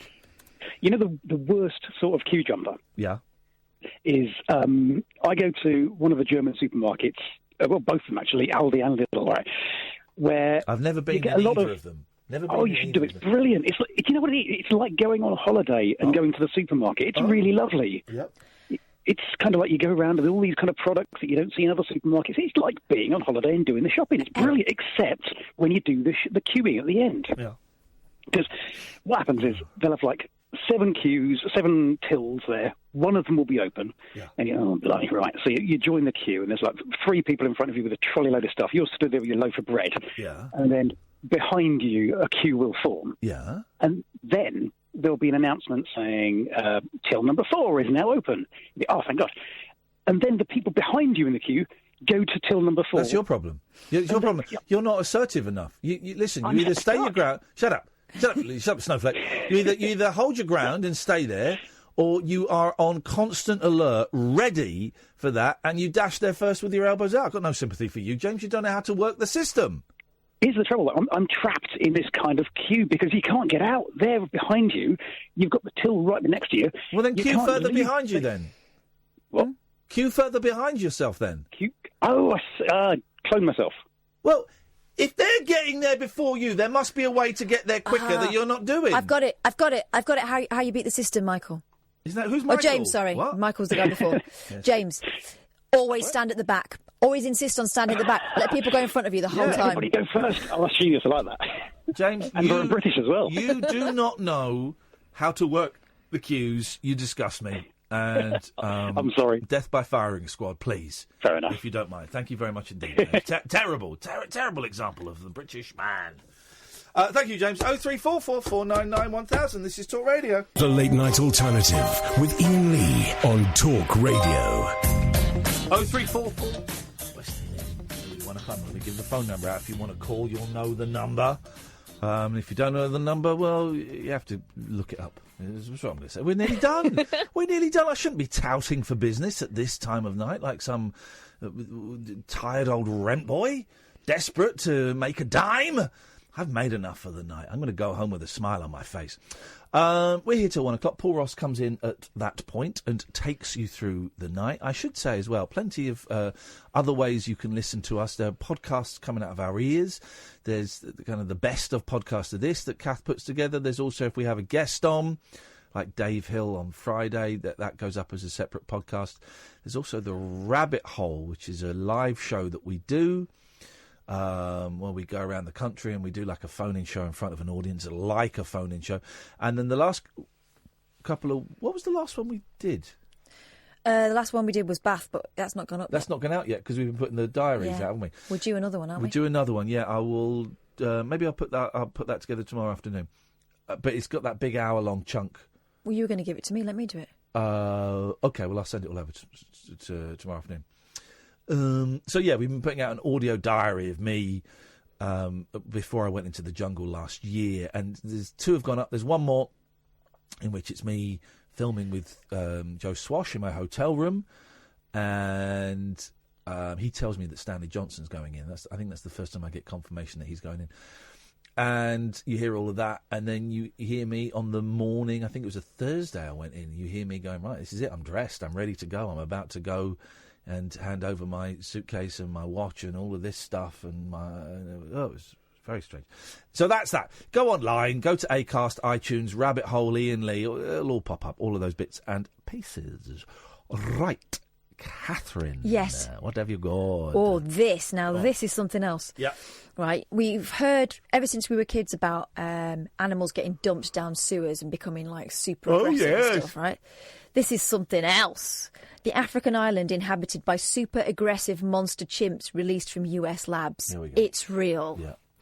The apes, all infected with contagious diseases, were abandoned on the Liberian River Island after being released to roam free. Here we go. So the jungle wilderness, known to locals as Monkey Island, is now home to more than 60 chimps who are notoriously protective of its shores. Many of the animals are said to be super aggressive, and those living nearby are terrified to go there for fear of being attacked. Only a select few locals who regularly take the apes much-needed food dare approach the real-life planet of the apes. Why are they taking them food? Let them die out. Well, yeah, I don't... Let them die out, because if they've all got diseases, right... Sylvia, do you know what? You're getting on my nerves now, so I'm just going to mute you. Thanks so much, because you're really boring me now. This is why, because they're using it as a tourist trap. Well, but if they're full of diseases, it can't be safe to take tourists there, can it? Well, exactly. So only a few locals dare to approach them, and even then, most never get out of their boats. Foolhardy tourists who have paid local fishermen to take them near the island on the Farmington River are pelted with mangoes by the chimps. There we go.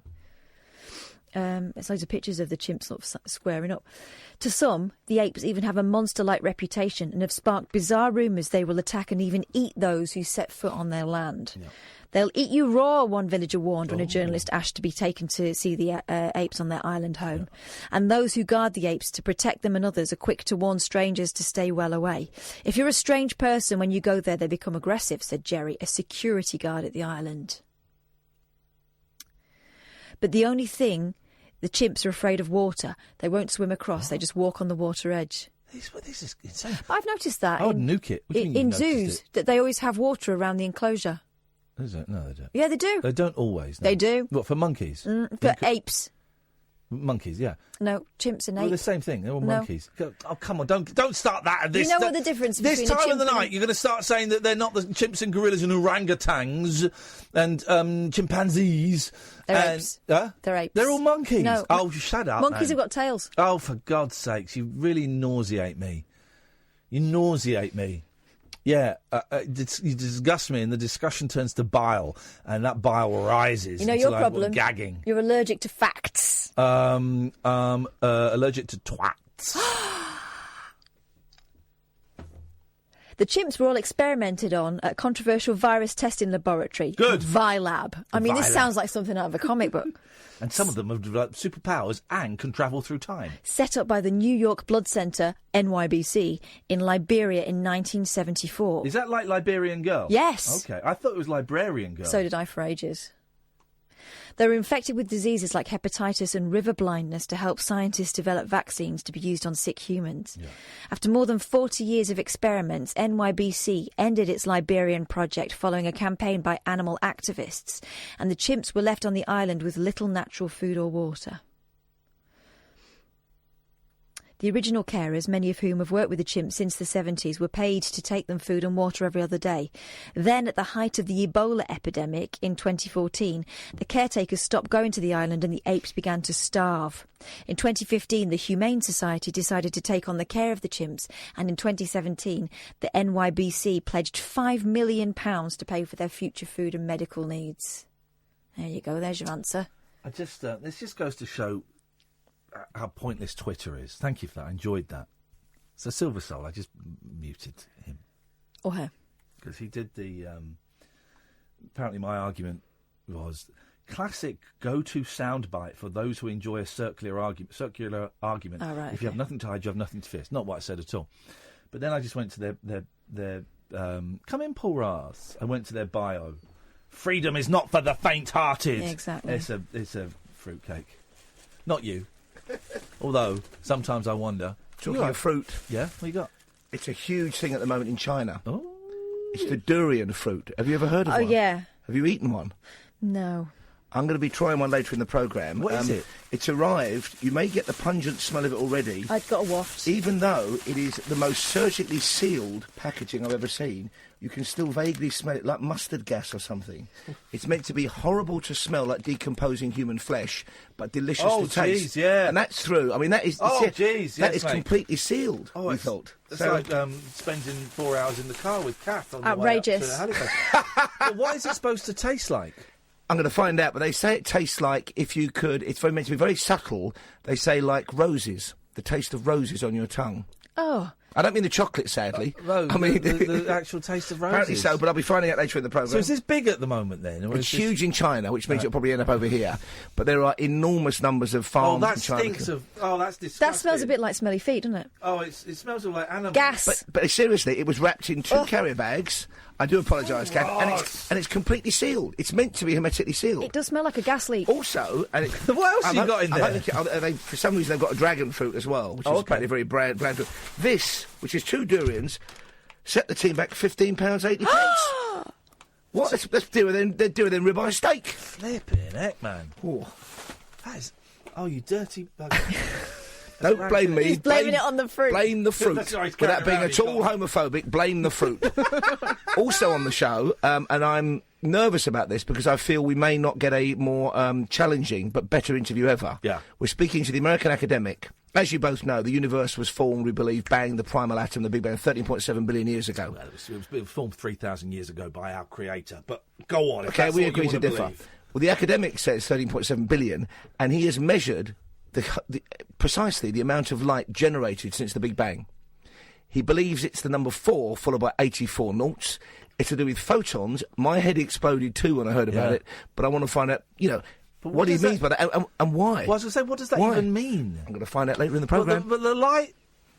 Oh, blimey, I can't even think with that disgusting... Don't waft it over here. So, let's speak to Pablo. Good evening, Pablo. How do? Well, it's not doing great, mate, because Paul Ross has dropped something in here that I'm not... I'll reseal my fruit. Very poor studio etiquette, Mr. Ross. I'd expected better from you. What, we've not got much time, Pabs. No, well, I was going to give you a slight update on the radio show, but with you talking about Monkey Island, yeah, I learned from Quantum Leap that the reason possibly that they're on an island is because monkeys can't swim because they've got too much body fat to the sink. Hang on, what Hang on. What quantum leap? How is he tying in quantum leap? But this is all to the futile monkey because story? they are apes and they are not monkeys. So. Well, no, I think it was chimpanzees specifically in the Quantum Leap episode. And in fact, we're talking to the Humane Society tomorrow's show about Monkey Island. About Monkey Island. Yeah. Right. Okay. With monkeys on. Well, why is it called Monkey Island if they're not monkeys? Because people, in general, are daft. Well, in this particular Quantum Leap, Sam jumped into the body of a chimpanzee, one of the space shuttle chimpanzees. Quantum Leap, Paul? Scott Bakula loved it. It's a great My son loved show. it as well. Loved Such it. a great show. Brilliant man. premise. Brilliant. It was excellent. All right. Well, so you're agreeing with me, Pablo, that monkeys are dumb. Well, there's that one who could do sign language, but it went a bit mucky and. He did. He got a bit horny, didn't he? Yeah, and there was the one that could smoke cigars and walk upright. Just lots That's of Alan peanut Sugar butter. you're talking about. Bit of respect, for goodness sakes. Or indeed, Alan Brazil. Thank you very much, Pablo. Phoning in to tell us about how his radio show is going when it's on at the same time as our radio show. Where's his radio show? I might give it a listen. I believe it's on a station called LBC. No, I don't know. Might Ding give it a ding, all listen. changed there, possibly. I don't know. Good luck with the smell. Sally's just copied and pasted something. The persistence of that fruit. What is it called? Durian. D-U-R-I-A-N. The persistence of its odour, which may linger for several days, has led to the fruit's banishment from certain hotels and public transport in Southeast Asia. But it's also hugely popular as a delicacy. Go figure. I might leave one under the desk decomposing for Julia Hartley-Brewer as my gift to her. Might improve the aroma when she arrives. Me and Julia are good friends now, so I can't be involved in this match. If we can get one over to Leicester Square. As I always say, we're only joshing. Paul Ross is on from 1 o'clock. He actually puts work and effort into his show, unlike this nonsense. Thank you very much, Catherine. Although it is monkeys. Apes. Monkeys. Apes. Thank you very much, Sam. Don't forget, podcasts are plenty coming out of our ears. We will be back tonight at 10 o'clock. Stay tuned, though, because coming up after the news on Talk Radio is Paul Ross.